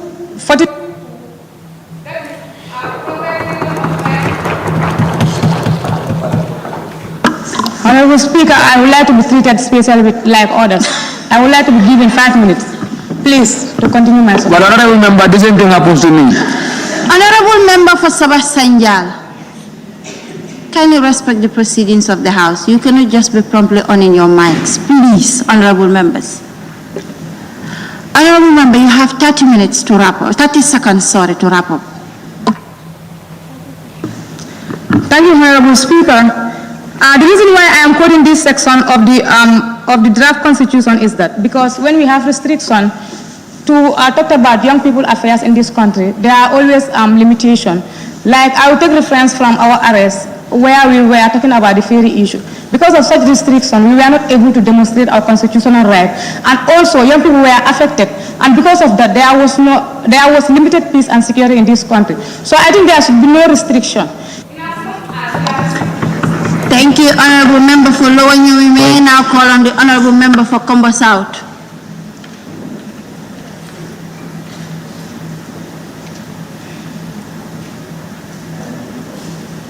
Come again. Thank you so much, Honorable Speaker, for the opportunity. For the best interest of the time, I would like to dwell more in the area of the qualification for the presidents and other important positions like the minister and other stuff. Looking at the 2020 draft constitution, it has provided a benchmark for the president, at least a minimum of degree. But for that of 2024 draft is open or very limited to secondary school qualification.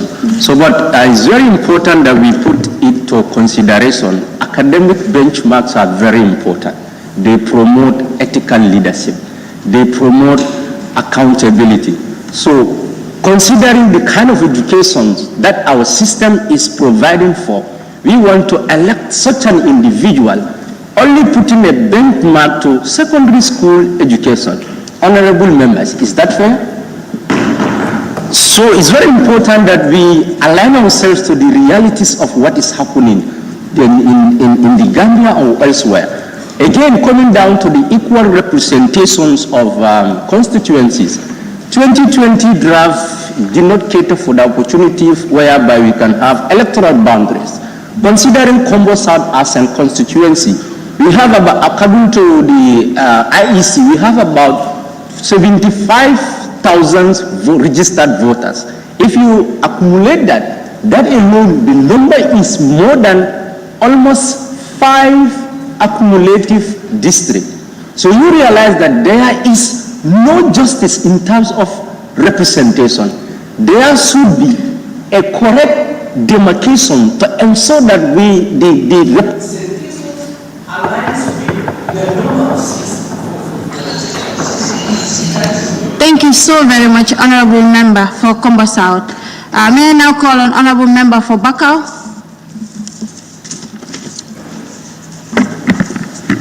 Thank you very much, Honorable Speaker. So since we do not have enough time, I will not want to be wasting my time to search for the numbers. I'll just go straight to the point.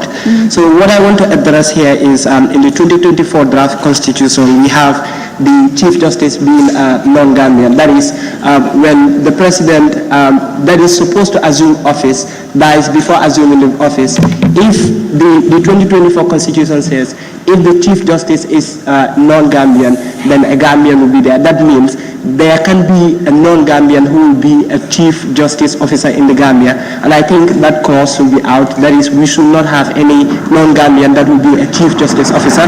The second one is the spouse of the President. That is, the spouse of the President should declare all the assets and the assets that the spouse is interested in.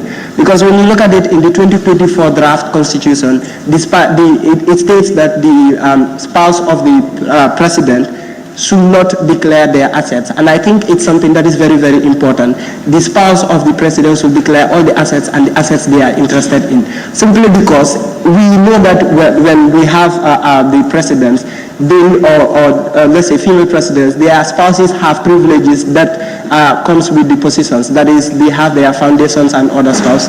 So we need to know the assets that they have before they resume those positions. They have access to those positions. And after the positions, we need to know the assets we have to stop that corruption.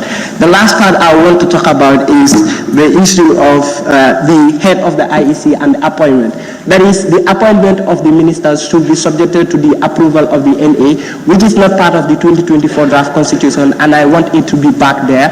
The last one I want to talk about is the right to education. The minister is giving justification that the right to education should be removed because they will not be able to afford it, which is not something.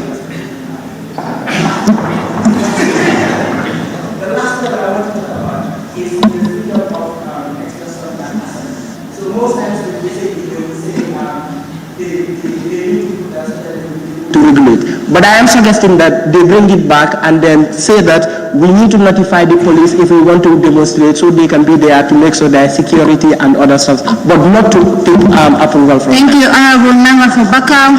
Thank you so very much. Honorable Member for Lower Badibu.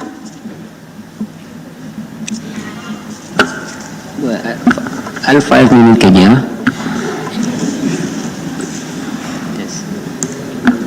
Okay, Assalamu alaikum to you all. Thank you very much, Honorable Speaker, for giving me the opportunity. As on our discussion, we are discussing about the Constitution, which is a very important. I would like to take in a different dimension. You know, as the Constitution is referring or should be a tool that reflects our needs and aspirations as citizens. So, you know, going forward as a nation, we must look at both ends. It should be all inclusive, all sectors, all walk of life, everybody should be included in the Constitution. I will take my discussion on the most important part of the civil servant, if not most, but among the most, that is the teachers. Looking at the draft Constitution, And then recently there was a bill that was brought to this assembly, National Assembly, that is the Teacher Service Commission. And then it was not looked into or wasn't considered. So I would like to put this forward to the members of the House and then for other people watching, because when you look at the teachers or the educational sector, if this place is compromised, we are compromising the whole lot of development.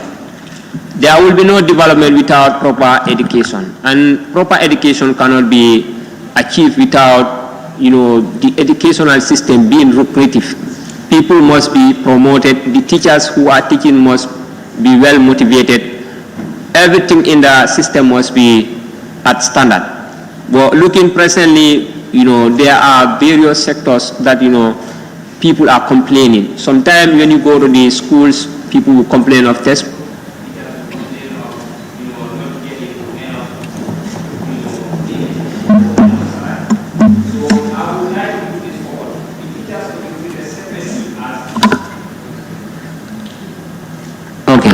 I would like to put it forward, like the Teacher Service Commission would have been a better opportunity for the teachers to be treated separately. That is to create a service, a scheme for them, at least to fill in the gap with other civil servants. Because in the teaching fraternity, you don't get an opportunity to attend certain workshops or other things. You are always in the classroom. While in other places, you get another opportunities to do that. So that's why most of the teachers who are teaching, they remain at their that status up to retirement. They could not build a better life. Another part also, which is also very important, they are very important part of citizens, which were rarely considered. Those are the farmers. I think the farmers also in the constitution, they should be captured. They should be captured as a very important identity. Not like, joining them all as citizens, but as figuring them out, because they are the ones that feed the nation. I think by providing them with loans, perhaps loans, and then after harvesting, even if you cannot give them loans, their work that they have done, you support them on that. That is to whatever you say to them, you do it. Like if at all after farming, you complete your groundnut season, then you sell the groundnut, and then you sell the groundnut before you receive your money. It took time. So these are some of the frustrations that citizens down there are facing. So if this thing is being captured, the government will have been held accountable for not fulfilling their promises in the constitution, because the farmers are crying. Some of them have already farmed, the end of season is coming, and they are in expectation that, they will go to the seko, yelati wol noto. So people are crying of this. So if this House and other members will look into this and put farmers as a few. Thank you very much, Honorable Member, for your deliberation. May I now call on the Honorable Member for Combo East. Thank you very much. The House, I don't think we have much time to dwell into specifics with regards to this constitution, but I think as the younger generation, I think we'll appreciate the fact that constitution building is a very daunting task, because this is a process that will require us to accommodate every voice, whether it is agreed upon or otherwise, whether you believe it is development, interest or otherwise, because that's what democratic process requires. And after all, the liberals are quick to point that there is no use to a voice without power. But then, given the rejection, the fate of the 2020 draft, and then the disagreement that surrounds this one, I think one would appreciate how difficult it is to have a constitution. But in making a constitution, the young people and Gambians at large, I think what we need to put at the back of our mind is what is at stake. That in constitution making, development is at stake, the security, our security is at stake, the unity is at stake, and a host of other things. Now, with regards to this constitution, this draft 2024 constitution, without going into the specifics, I think it leaves a lot for reservations. Now, most of us grew to a constitution, that's the 1997 constitution, where we have so many reservations. We feel our voices are in so many ways stifled, but this one is to some extent no better, and we have so many reservations as young people. and that leaves a lot for concern. From the various clauses that are highlighted by honorable members here, the qualification for presidency, which compromises standards, the powers of the president to fire nominated members, which compromises parliamentary independence or the independence of the organs, and a host of other things that affect.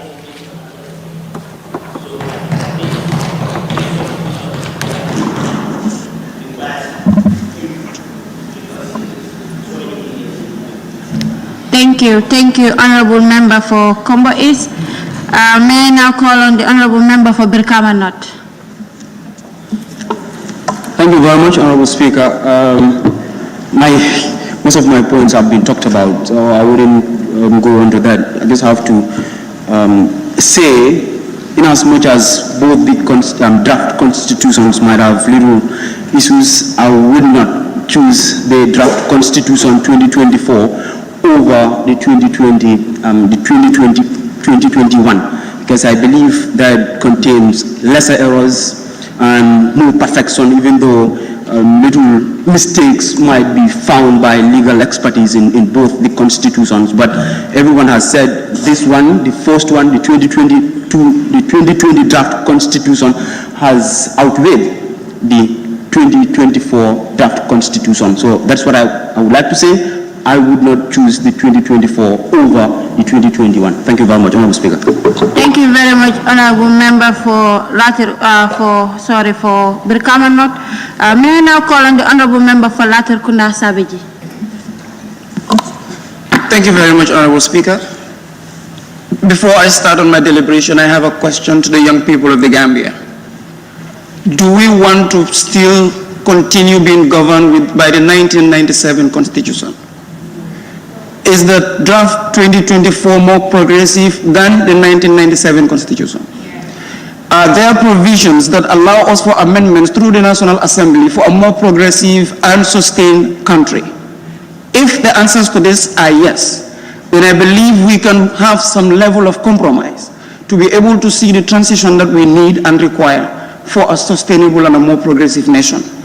On that, Honorable Speaker, I would like to take a little shift on the aspect of presidential powers regarding the appointment of ministers. There is no president that is given mandate by people to govern the state in the Gambia that seeks the approval of the National Assembly to set up his or her cabinet. The danger to this is, if a president should seek the approval of the National Assembly before a minister is appointed, there is high tendency that there will be a lesser number for the sitting government, thereby creating an avenue for the National Assembly to retard the development of a state through the various ministries. So I would say, let's allow the presidents to set up their cabinet, because there are reforms that are available for us to be able to hold the presidents accountable. However, on the appointment of independent institutions, I would suggest that the heads of those institutions be subject to the approval of National Assembly, and this include and not limited to the IEC, and of course the Anti-Corruption Commission and the National Human Rights Commission and other independent institutions, thereby giving those the independent to be able to have our country governed. Thank you. Thank you very much, Honorable Member. Can we now have Honorable Member for Nyamina Dankunku? Good morning, Honorable Speaker. Sorry, we are in the afternoon. Okay, I just want to talk on one of the provisions which is removed from the 2024 draft constitution, which is the leadership and integrity. Honorable Speaker, if you can observe in any leadership, if there is no integrity, well, I don't think whether there will be respect. A leader should at least have integrity. So the removal of this provision, it is something that people should look at. To me, I will suggest for it to be brought back, because a leader without honesty, a leader without responsibilities can always take advantage if this is not captured in our constitution. it should be brought back because a leader can decide anyhow he or she feel like to be if we don't have such clause in our constitution. Like, if you look at, for example, like South Dakota, Boris Johnson, the former Prime Minister of England, he was removed from power, he was impeached because of what? Of lies. Because of lies. So if the new draft constitution 2024 is not captured, this means that the government coming can still take advantage. They can decide what they feel like. They can give promises, and at the end, those promises will not be fulfilled. So I think the National Assembly should look at this point, and it's supposed to be bring back to this 2024 constitution. Thank you very much, Honorable Member for Nyamina Dankunku. May I now call on the Honorable Member for Fonyi Bintang Karanai.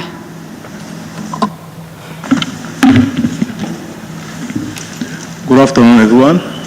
Honorable Speaker, I would like to buttress on a little about the area that was mentioned by the motion mover regarding the inclusion of higher education, that is secondary school, not to be free.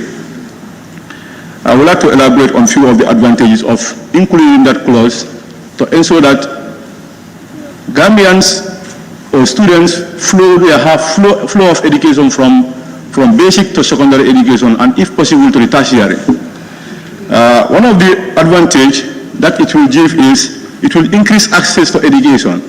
As you know, the average Gambian is very hard to even put food on table, talk less of sponsoring your child, okay? If a person should have 2 or 3 children, meaning you have to sponsor that individual from grade 9, okay? Or from grade 9, from basic education, from grade 10 up to grade 12, going to the tertiary institution. This will increase high dropout because most parents will not be able to afford in sponsoring their children to pursue into those higher education. We have even seen too many drop out from grade 12. When there is still this free education, many people, when they reach grade 12, they will stop their education because of fun. Okay? And these are the people who are involved in most of the criminal activities because they are not well informed about the society. Okay? They have constraint in financial. So that lead to them to involve in other issues that are not meaningful, just to get their own finance for themselves in order to move on with their life. Another important Honorable Member, you have 30 seconds to wrap up, please.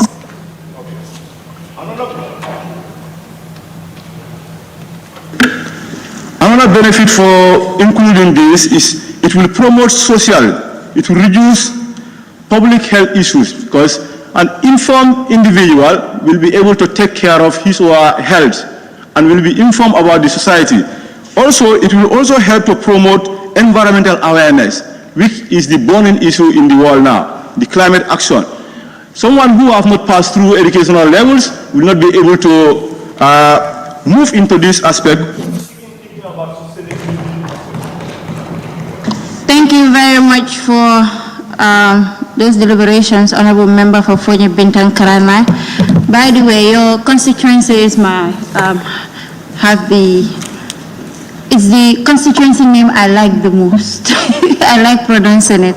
Can we have Honorable Member from Kantora? Thank you very much, Honorable Speaker, and I say good afternoon to my fellow honorable members. Since there is not much time, I'll go straight to the points that I want to elaborate on.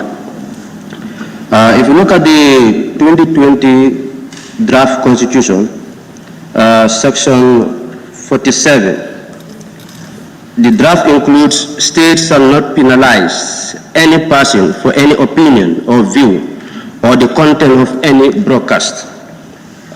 Coming to the 2024 draft constitution, it has been removed or not included. I think, to my opinion, it is important we have this to ensure freedom of speech and we ensure that the media is free. Because without it, it would definitely limit the freedom of the media and encourage media censorship. So, Honorable Speaker, I urge the House to consider this and also make sure that it is included in the 2024 draft constitution. The other point I want to talk about is the right to education. I know it has already been deliberated, but I just want to add my voice, especially in the area that I come from. If you look at my area, that's Kantora, over the years, let me say recently, the number of students that are graduating from grade 12 has significantly increased due to the introduction of the SIG, which is School Improvement Grant. Because this grant has made education so cheap, let me say, not free, but so cheap that even the vast examination is paid by the government. And this has encouraged parents to keep their children in school and they graduate. So if you should remove what I call a free basic and secondary education, definitely we move back to that area where you have high dropout. 30 seconds. Promise? Yes, please. Yes, like I was saying, if this constitution do not include free secondary education, if this draft constitution do not include free secondary education, I am very sure the number of dropout will increase because most of those farmers in my constituency will not be able to support their children from secondary education to tertiary education. So please, let's try and consider this clause. Thank you very much. Thank you very much, Honorable Member. May we now have Honorable Member for Jokadu.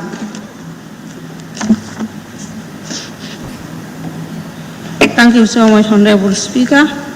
I would like to start with the provision which says the principle of land, environment, and natural resources, which was in the 2020 Constitution and it is not in the 2024 Constitution. And then when we look at land and environment, it is paramount. It is very important as far as the country is concerned and the globe at large. Because if we see we are living safely, it's because of we are in healthy environment. Yeah. So this is why it is necessary to put it in the 2024 Constitution. It should be in the 2024 Constitution. Because we cannot have a sustainable future when we don't have a better environment and natural resources. Then we move to the next one, the one which says adequate funding for youths, as we constitute the largest part of the population. And the word adequate there is being removed in the 2024 Constitution, which should be brought back, I think. Because as we are the largest part, from the largest part of the distinct population, then we should have adequate funding. Then the other thing is the Teachers Service Commission, which is also very important. When you look at the teachers, they constitute, I think, the largest part of the civil servants, and they are doing tremendously well as far as the nation is concerned. And the workload which is bestowed on them, they are not getting that the amount of money which is expected from the government, that amount of money which is expected from the government. And you don't expect somebody who is not having that motivation, that proper motivation to deliver well in class.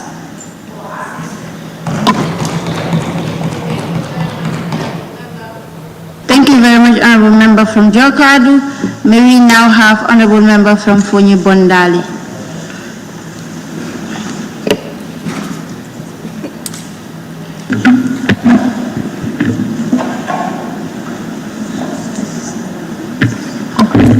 Each one spread word of love for the Gambia, our homeland. Honorable Speaker, I wish to draw my views on in the area of the clause which says political parties, in bracket, donors from foreign entities. In the draft constitution 2020 has prohibited the receiving of donors from the international bodies. But the 2024 draft brings it back that you should receive donors from outside bodies. You know, it is something that concerns me a lot, because if you are being funded by somebody outside for you to do your internal affairs, and they will come, they will try to dictate you to do things in their favor. To do things in their favor. So the reason why I said that the 2020 clause has to be brought back just to safeguard the issues of the country. Because if you, I believe that whosoever will want to be, who will want to have a political party in this country, you must have that percentage of people. But that percentage, if you...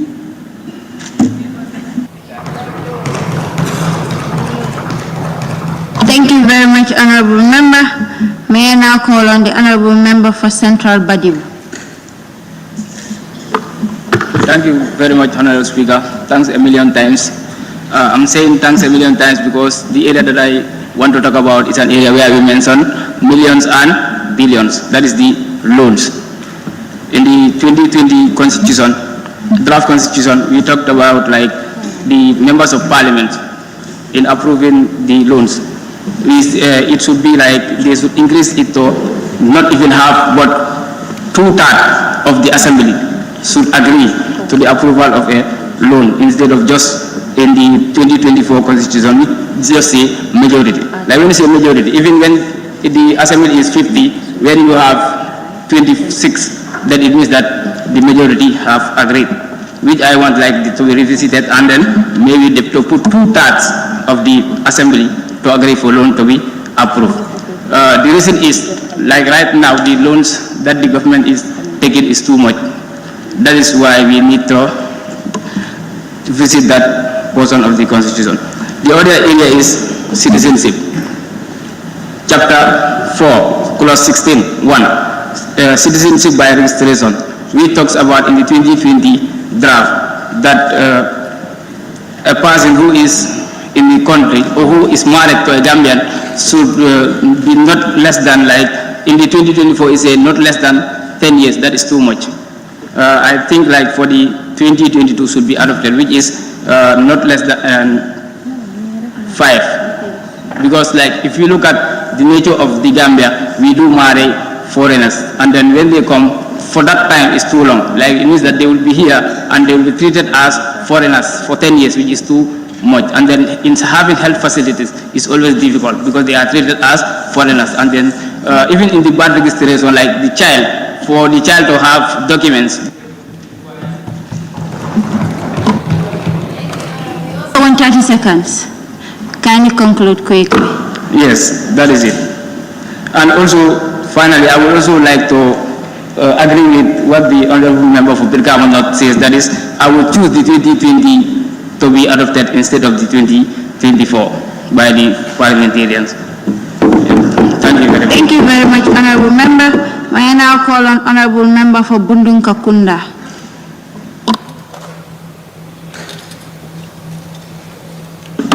Thank you, Honorable Speaker. Okay, my submission will be a form of recommendation. So let's look at section 48, subsection 1A of the 2024 draft constitution. We state, from birth to a name, acquire a nationality, and subject to legislation enacted in the best interest of the child to know and be cared by their parents. Looking at it, this is a good one, but it needs to be specific. You know, right now, our constitution, it stated that if your parents are not Gambian, meaning you are not a citizen of the Gambia, which is very difficult, and it's affecting us and it's affecting me, because I still did not have access to my birth certificate because I could not locate my father's document.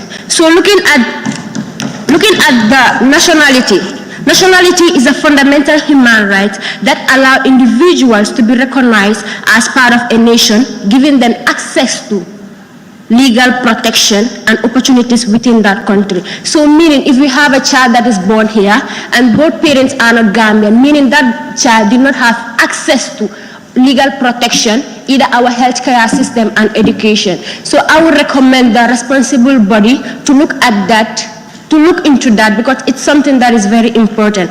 And looking at the Article 15 of the Universal Declaration of the Human Rights, we stated that everyone has the right to nationality and should not be deprived from it.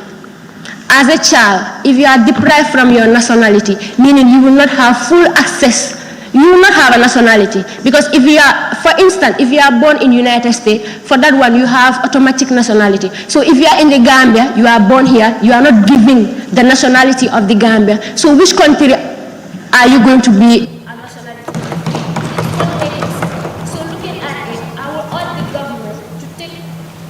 I will urge the government to take measures to prevent statelessness by ensuring children born in the country to obtain nationality and irrespective of their parents' national status. Thank you. Thank you, Honorable Member. May I now call on Honorable Member for Joshua. Thank you, Honorable Speaker. So I would also the 2024 draft constitution, which is on protection of liberty. So the duration in this clause regarding detention has been increased to 72 hours in the 2024 draft, which is maintaining the detention hours in clause 19 of the 1997 Constitution. So detaining someone for an extended period without charges infringes on their right to personal liberty. International human rights standards, which Gambia has ratified, emphasizes that individuals should not be deprived their freedom without a just cause. So individuals are presumed innocent until proven guilty. So the prolonged detention without charges undermines this principle and can lead to unjust treatment, because detaining someone up to 72 hours is definitely not preventing abuse of power, because there is likelihood of coercive interrogation practices and violation of human rights by law enforcement officers. And also, this prolonged detention can have psychological impact, which can cause anxiety, depression, and trauma. So shorter periods like the 48 hours on the 2020 draft constitution can help mitigate these impacts. And also limited detention time encourages law enforcement to act promptly and efficiently in gathering evidence and building a case, which can lead to a more effective justice process. Thank you very much, Honorable Member. May I now call on Honorable Nominated Member for Persons Living with Disability. Thank you very much, Honorable Speaker. And I just want to request if you can extend my time a little bit. You all know the community that I am representing has been neglected in this country for so long. So talking issues about them, I think it will need some time to talk about. So I know, Constitution, it's very, very important because it dictates how our nations and states will be developed. So depends on the laws we put in our Constitution will determine how progressive our development will be. And the moment we have progressive development, then there will be progressive inclusion. And if there is progressive inclusion, then there will be progressive empowerment. So I will make my submissions around, both 2020 draft Constitution and also 2024 draft Constitution. If you look at chapter 6, section 75 of 2024, draft Constitution, Roman figure, subsection E, talks about promoting, rights of persons with disabilities, women, and young people in terms of political participation. But the same, there's another Roman figure, E, that talks about, in terms of political parties identifying candidates for any forms of election, at least 10% of people identified to contest in any form of elections, at least 10% of them should be young people. This is very, very important.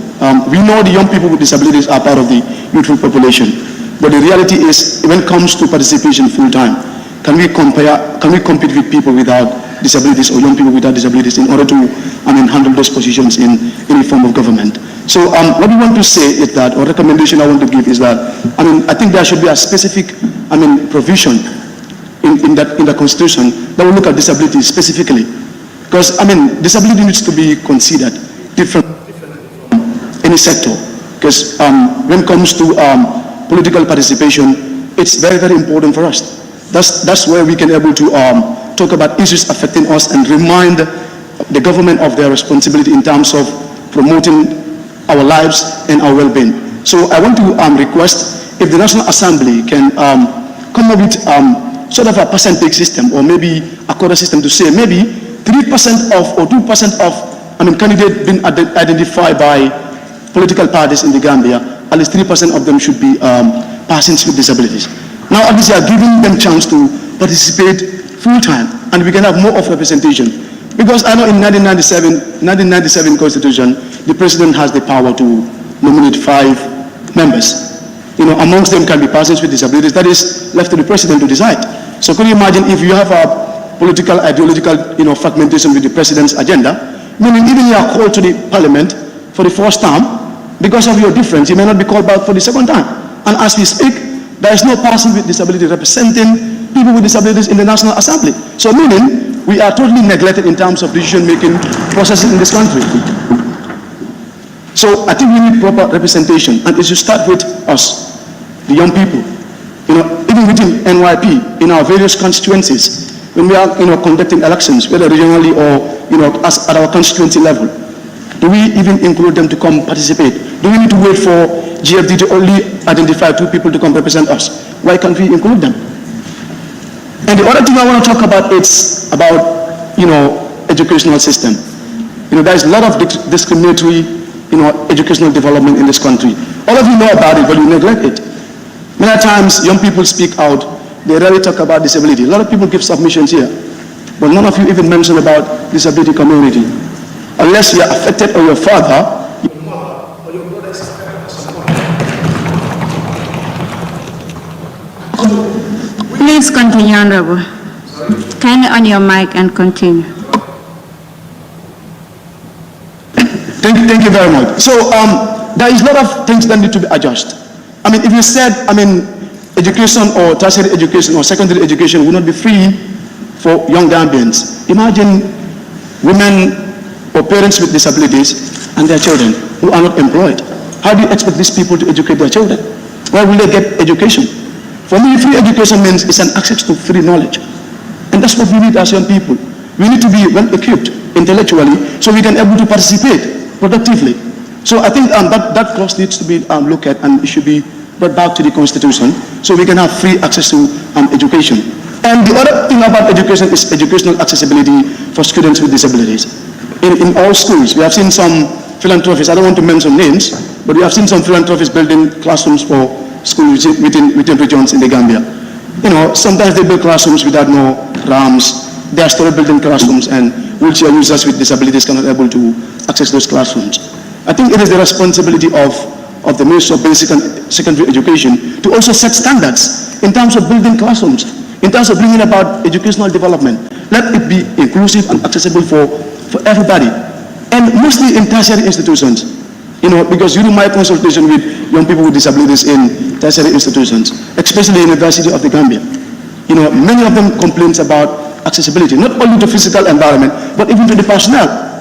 Do we train our professors at the university level to be disability friendly so they can able to take care of students with disabilities? So there is a lot that needs to be done in our educational setting so we can able to accommodate young people with disabilities to able to get better education, because that's the only tool we have. That's the only thing we can rely on. Imagine if I was not educated. Imagine if all the people that with disabilities doing great in this country. Imagine if if they are not educated. We don't want to be beggars on the street. But it's sadly in the Gambia you have only two options. Either you have to be a beggar on the street or you be a teacher.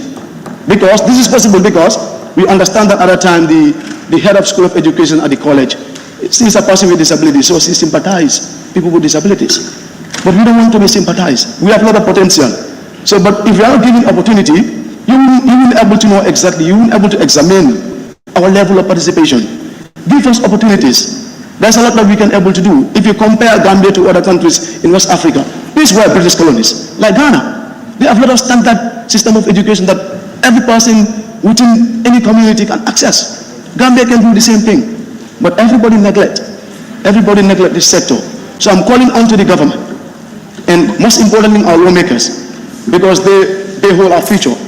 You know, the future of persons with disabilities lies in your hands. It's through the laws that you make or you enact will determine how our lives will be, will determine the life of my child if she happens to or he happens to have disability.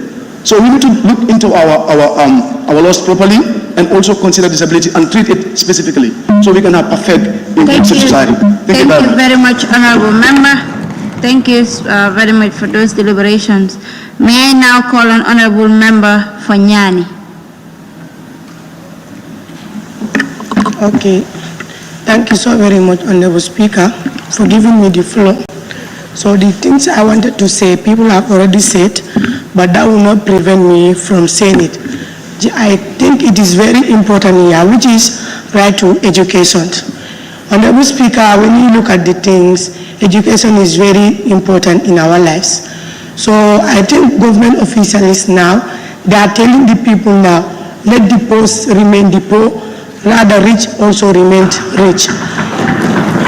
Simply I say that you, like I, myself, we are a farmer, and we said agriculture is the backbone of the country.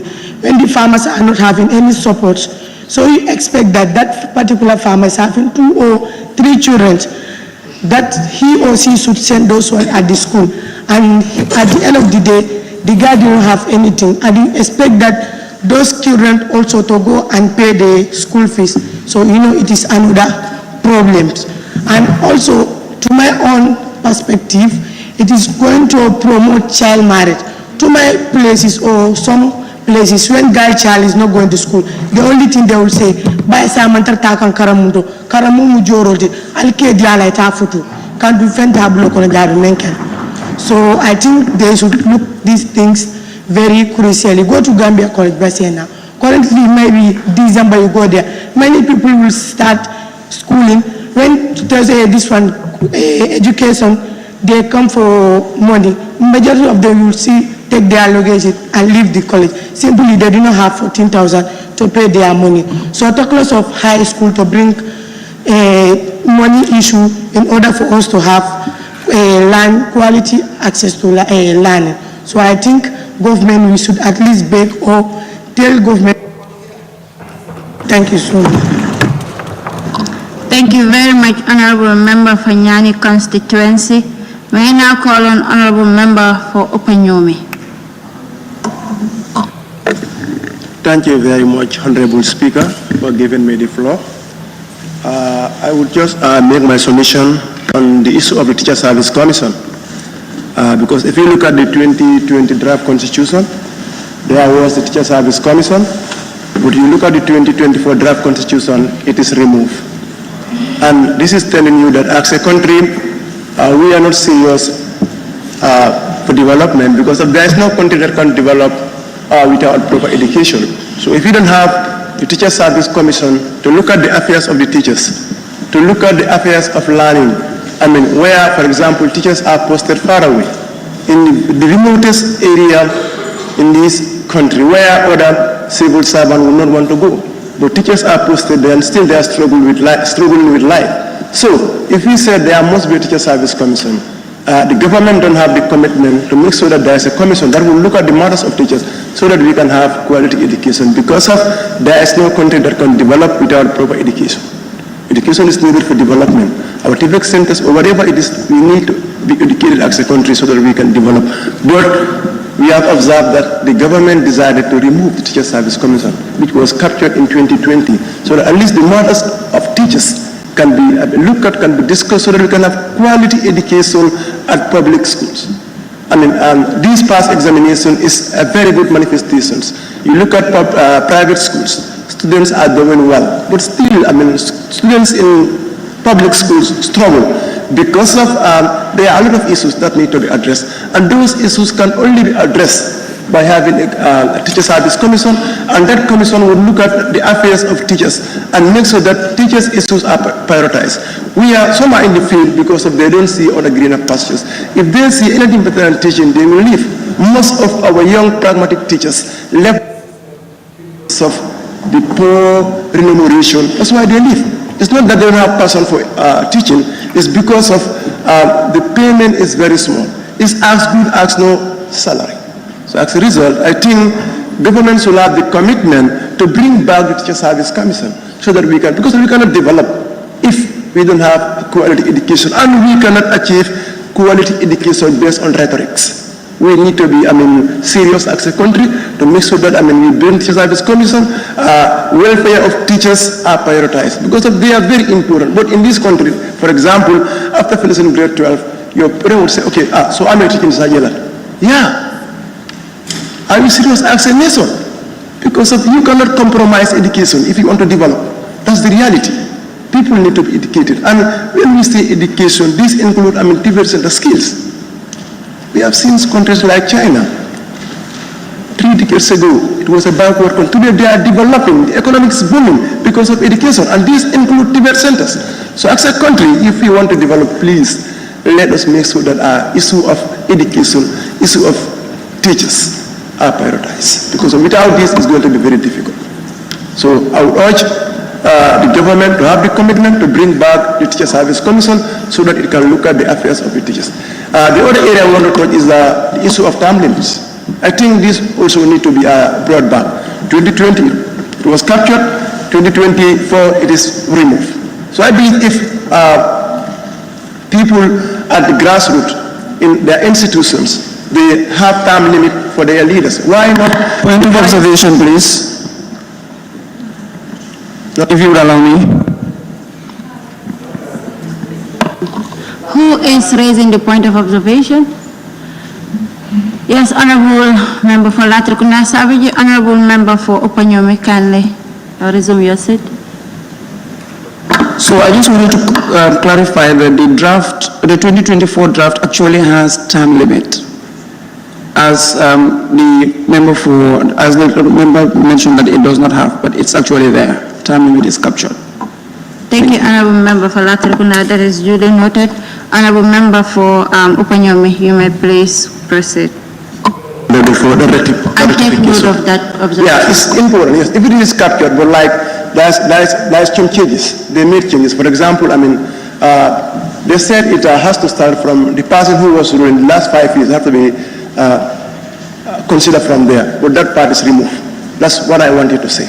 So I believe, issue of term limit need to be encouraged, and it has to be there because of the best dancer knows when to leave the stage. But if you continue ruling for decades, people will be tired of you, and obviously it's going to be difficult for you to satisfy them. Thank you. Thank you very much, Honorable Member. May I now call on Honorable Nominated Member for West Coast Region. Thank you so much, Honorable Speaker. I don't have much to say or argue on both of the draft constitutions, because looking at the 2020 and the 2024 draft constitution has captured in section 47, 74, 75 and 125 respectively have captured women's representation, which is very important because considering the fact that last sittings we did talk about the quota system and the need for women to have a percentage of representation to promote inclusivity, to ensure that they're able to take part in decision-making processes that concerns them. So me seeing that in both the 2020 and the 2024 draft constitution is a milestone and a step forward. Notwithstanding, it is important that maybe, I don't know which of these two are coming into existence or into reality, but if any of these comes, it's also important that for government to be reminded of their commitments, because they've made various commitments on behalf of women of this country.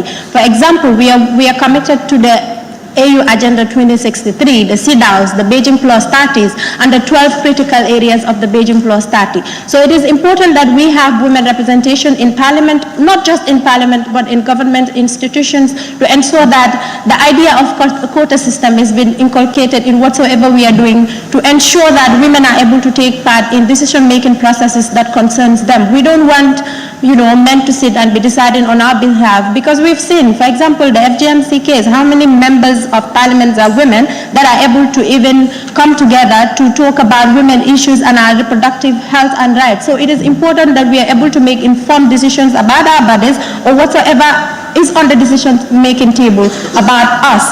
So with this, I think it's a step forward. I mean, we need to clap for the draft constitution. Women that are here, both of these, because it is pushing forward our agenda of quota system. So basically, that's it for me. Thank you very much, Honorable. May I now call on Honorable Member for Kiang West.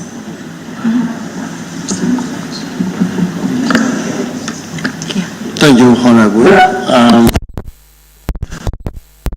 It's so sad seeing the removal of the Teacher Service Commission from the draft 2024 Constitution, and it is very important for us as teachers to have this commission.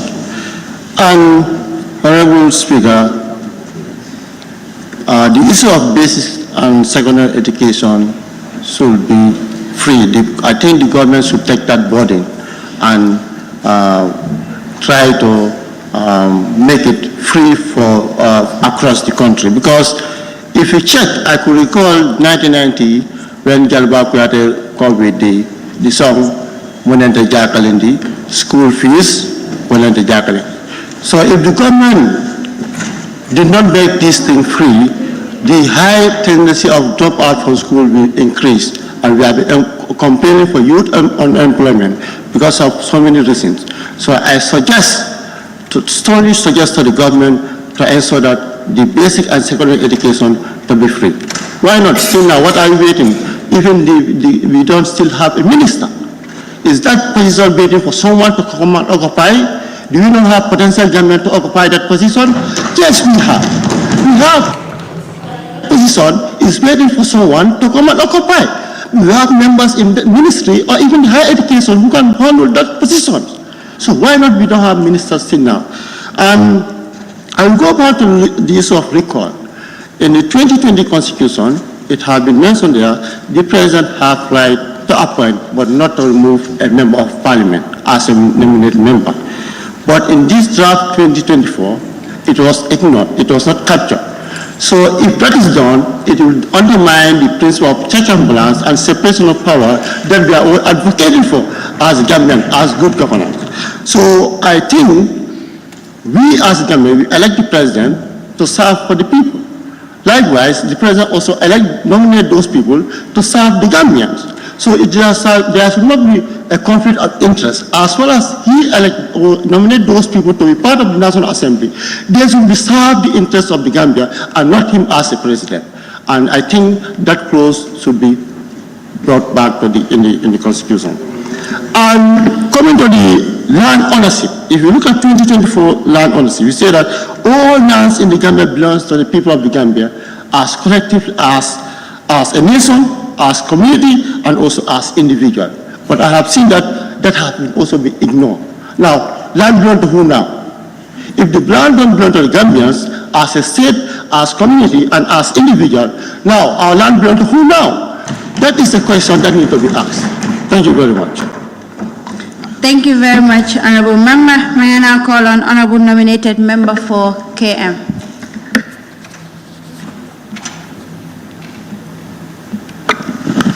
Thank you very much, Honorable Speaker. For the purpose of time, I would like to go straight to the point that has been mentioned.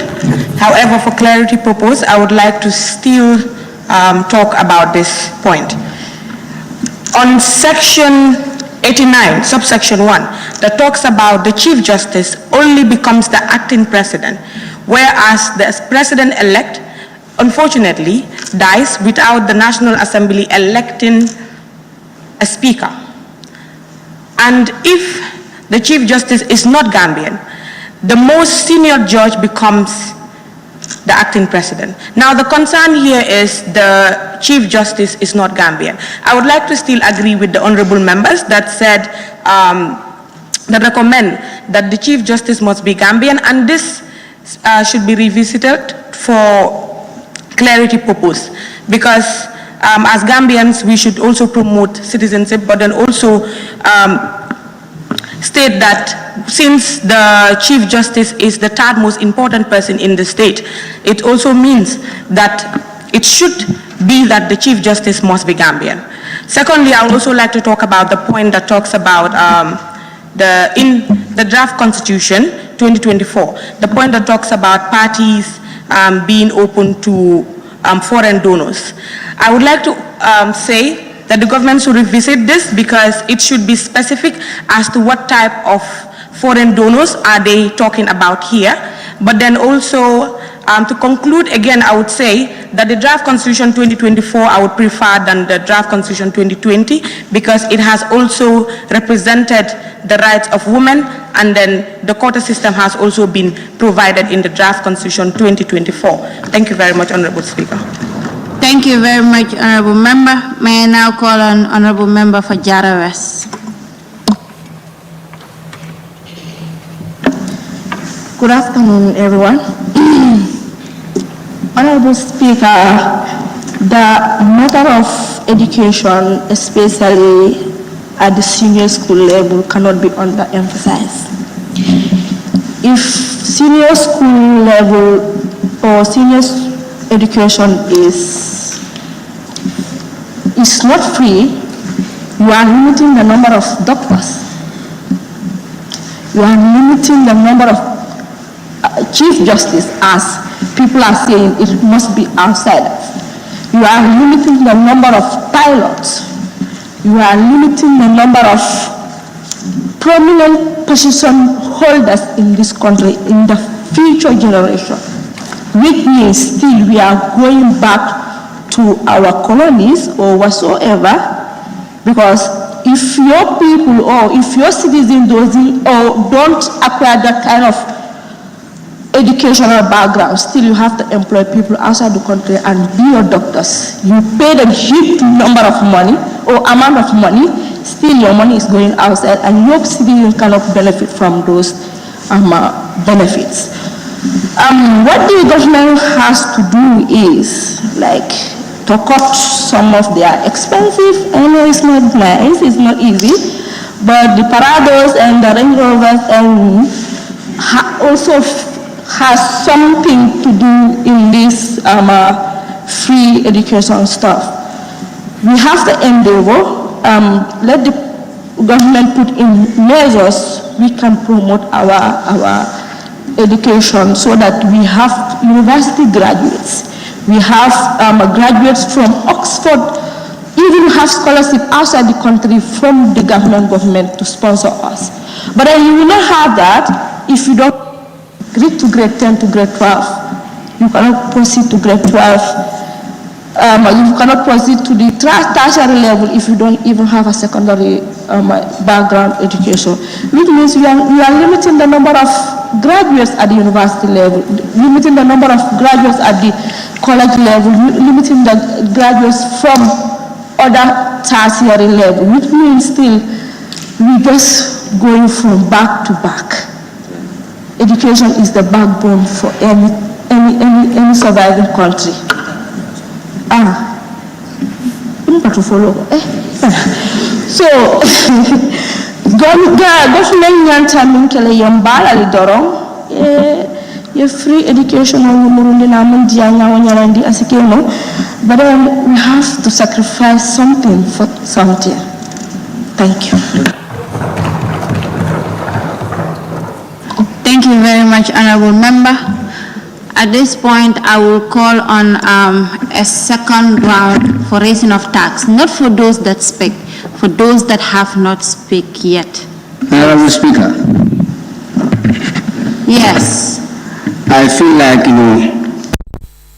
Court. Standing on. Point of observation. Yes, please carry on.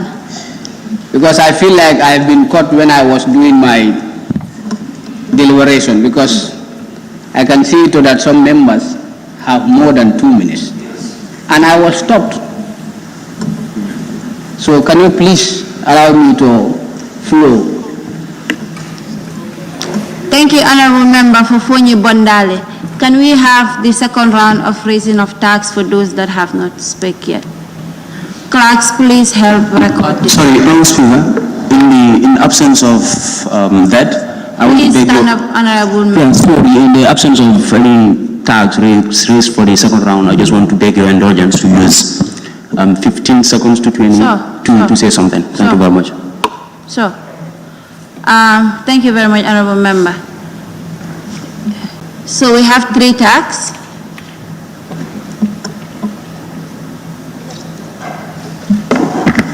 Point of observation.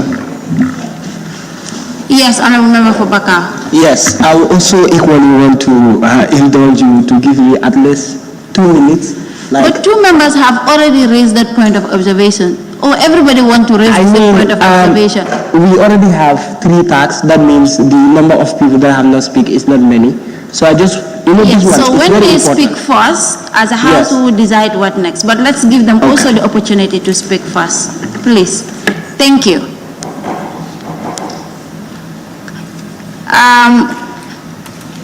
Yes, can we start with Honorable Member for Sandu before I get the record of the tax? Assalamu alaikum to you all.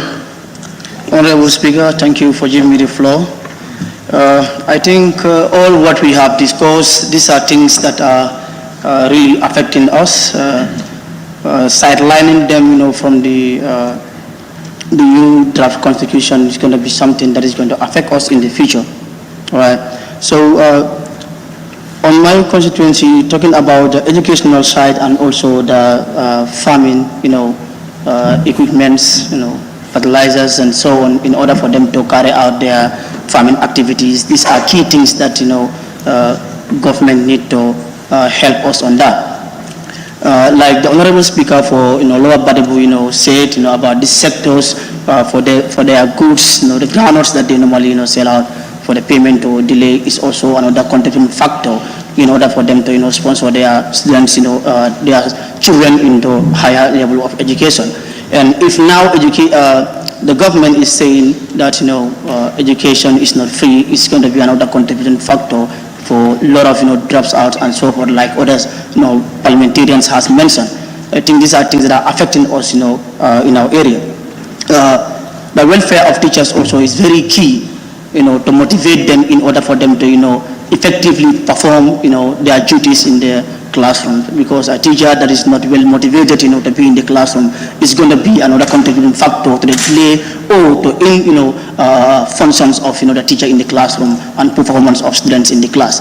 All right, so I think it's also important for the government to introduce IT on the educational system from the grassroots level. Looking at my constituency, is very difficult for the children or a student from grade 1 to grade 12 to become a graduate without even punching a keyboard of the.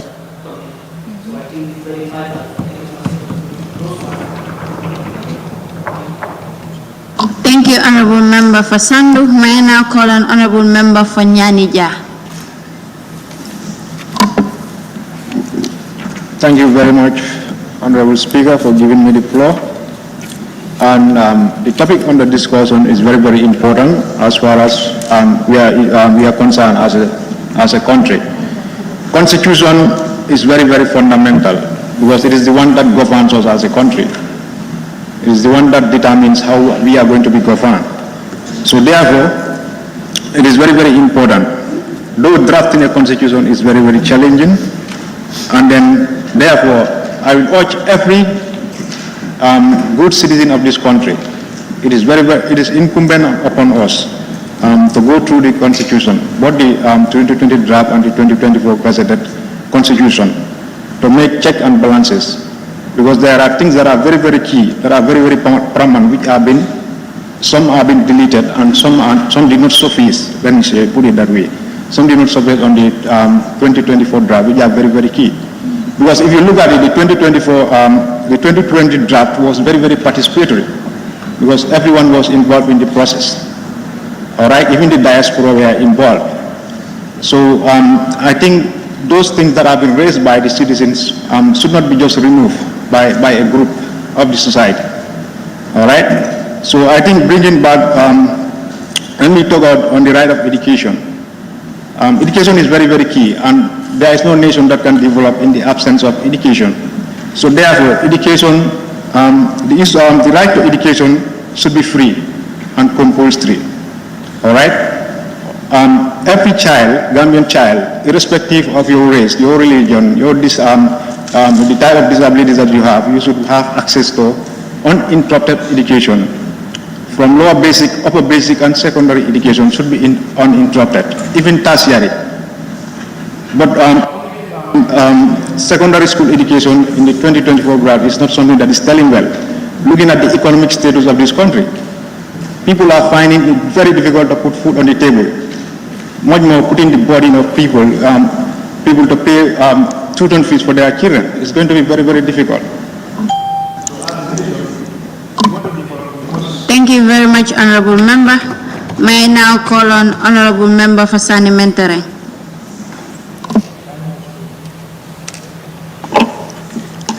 Good afternoon, Honorable Speaker, and all other colleagues, honorable members here present. The topic under discussion is a very important one because we are discussing about a possible national document for adoption, which is the draft Constitution 2024. Well, I'll be doing a great disservice to the drafters of this draft Constitution if I condemn it in totality. Well, there is a particular clause that really struck me hard, and that is clause 88, subsection 4, that has to do with National Assembly confirmation of approvals of presidential appointments. I think this should be introduced in the draft 2024 because of three key reasons. When we omit this section and we allow the president to appoint people to political office without scrutiny, that is going to breed political expediency. The president might appoint people just to advance his own political interests, and we have seen so much of that. I think the time is now to stop that. Another one is, it might also encourage political patronage, where allies are given political positions, even though they are not qualified. And we know the result for this. The result is incompetence. And when we have incompetent people manning our political offices, we know what we have in return is poor service delivery. Finally, I have a strong appeal to all the stakeholders involved in this constitutional building process. First, to the politicians. This is a national call to duty. Please don't politicize the draft Constitution 2024. This is a time to rise and shine. We must pull in one direction with our resources and our technical know-how. And to the National Assembly members, already you are on the wrong side of history. Mother Gambia is whimpering, not knowing what to expect because she was distorted. You refuse us in 2020. Don't refuse Mother Gambia in 2024. To the citizens, this draft is for us. We should not take a back seat. What is for us, we must be involved. Let us not be dormant. Let us embrace what is for us. Let us voice out our discontent. Where we agree with them, let us give them a tap. And when we are not satisfied, let them know we are not satisfied with clauses that are not in our interest. Honorable Speaker and fellow honorable members, I rest my case. Thank you very much, Honorable Member Fasani Mentere. May I now call on Honorable Member for Lower Fladu West. Thank you very much, Madam Speaker. I want to take the opportunity to remind members in the chambers that we are here to represent youth from our various constituencies. We are here to speak on their behalf. And then looking at the newly drafted 2024 Constitution, comparing it to 2022, you could obviously see that in majority, or let's say the highest percentage of it is favoring those from the higher positions. Why am I saying this? The constitution that was built or that was brought in 2022, like members have mentioned, involves... Sorry, Honorable Member, we do not have a 2022 draft. Sorry. What we used to have was the 2020 draft. 2020 draft, please excuse me, involves decisions, statements from individuals from almost every part of the country, which includes the diaspora, yeah? And this one, like the Honorable Member for Sarmentary mentioned, is just from a set group, which means it possibly might not carry the interest of almost, or let's say, high percentage of the citizen. So which means the voices of individuals that these leaders represent, they look at it as something that does not matter. So rather than considering the drafted constitution for 2024, why not we go to that which people or citizens from the country have decided that this is what we want to rule us. This is what we want to go forward. This is the step we want to take for national development. So I think that is the point I have, and also using the opportunity to challenge us as members, challenge youths out there that are looking at me today, that we should remind ourselves when we get into these positions, we should not serve political benefits, but instead serve benefits of what is going to develop a nation. Thank you. Thank you very much, Honorable Member. May I now call on Honorable Member for Brikama South. Good afternoon, Madam Speaker, and to all the honorable members here present.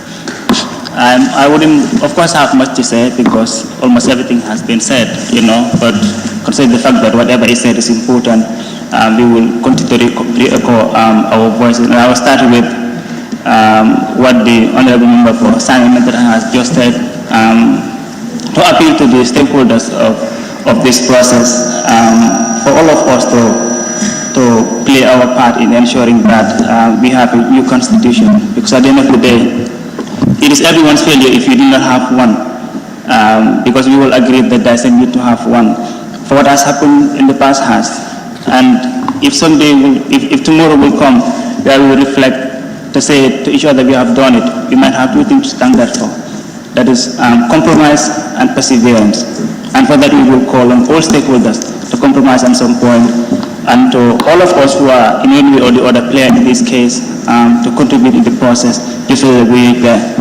On the issue of free education, just as everyone has mentioned, I think it's a concern that has been removed. If we can have countries like Ghana, countries like Sierra Leone, not only stopping at providing free education, but also providing uniforms, I think it is a great step.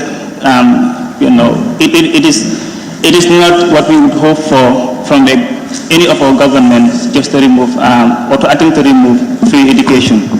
And we have not only these two countries, but we have Senegal, we have Togo, we have Benin. All these countries are in the West African bloc, and all of them are having free education. What we should have hoped for was, in addition to what they are providing, maybe to in fact say now we are going to in fact subvent more to the Arabic school education system, just to ensure if it is not going to be free, but also we subvent the end to make it much more affordable. The failure to do some of these things has... Thank you, Honorable Member. Honorable Members, is for some of us that previously raised a point of observation to allow members to speak. Can we please keep that for the second motion, and you can make your deliberations under the second motion so that we are able to go on break on time, have our lunch, do our prayers, and come back to the House on time. Sorry, this one will not take more than... this would not take more than 15-20 seconds. I just want to do it before you move the motion of... before you put the question. How many of you? Honorable Member for Brikama North, Honorable Member for Bakau, and Honorable Member for Fonyi Bondale. Please carry on, Honorable Member for Buchanan. Yeah, so, I know it's easier for me personally to say aye than to say no. So when the question is put, it's easily, people are usually carried. But I just want to say, a lot of people have been talking about accepting and amending. I just want to put to the notice of the honorable members that amendment is not as easy, because Parliament is made up of groups of individuals that have political interests. So if a set has a political interest of advancing a particular clause, you pass it, saying it would be amended. Again, it will come back here, it will be tabled, and it's going to be voted against. So if we are pushing, members have mentioned a plethora of points that they think are supposed to not be part of the 2024 because they are not supposed to be removed from the 2020 because they think those are perfect. So, but some members are saying we just pass the 2024 and later change them. More than hundreds of points have been mentioned. To amend all of them is going to take us time, and it's not going to happen. I can promise you that. Thank you very much. Thank you very much, Honorable Member. Point of observation, Honorable Speaker. Just 10 seconds to that. Honorable Member for Bakau, Honorable Member for Sarakunda, kindly off your mic. Honorable Member, thank you. Honorable Speaker, thank you very much. So the point that I want to raise here is still going to be on the removal of the president by impeachment. That is, when you look at the tribunal that will be formed, the Constitution is saying that we are going to have the Supreme Islamic Council, the Christian Council, the Medical and Dental Council, and we are also going to have the Gambia Chamber of Commerce. My question is, what are these people doing in the tribunal of the impeachment of the president? If the impeachment of the president is going to be a tribunal where they are going to look at the policies and laws that has to do with what the president violates. So what are these people doing there? And I think this committee or the people that they propose should be changed to experts and people that have experience in things that are related to impeaching the president. The second clause I also want to talk about is the clause 136.2, where the president, the National Assembly will comprise of 53 members from constituencies, 7 women representatives from each region, and 2 persons with disability. Now, if we have that, why do we need the president to nominate 5 people, and what are those 5 people going to do? I would suggest that we have those 5 people to be young people, but not nominated by the president, but those 5 will be young people that will be representing the young people, but the president will not nominate those 5 people, because at some extent, the president has the power to remove these nominated members. That is, if the president say hi, you say you are out.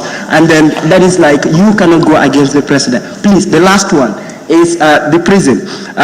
The last time the members of the youth parliament went to the prison, and then you will find a prisoner that will tell you,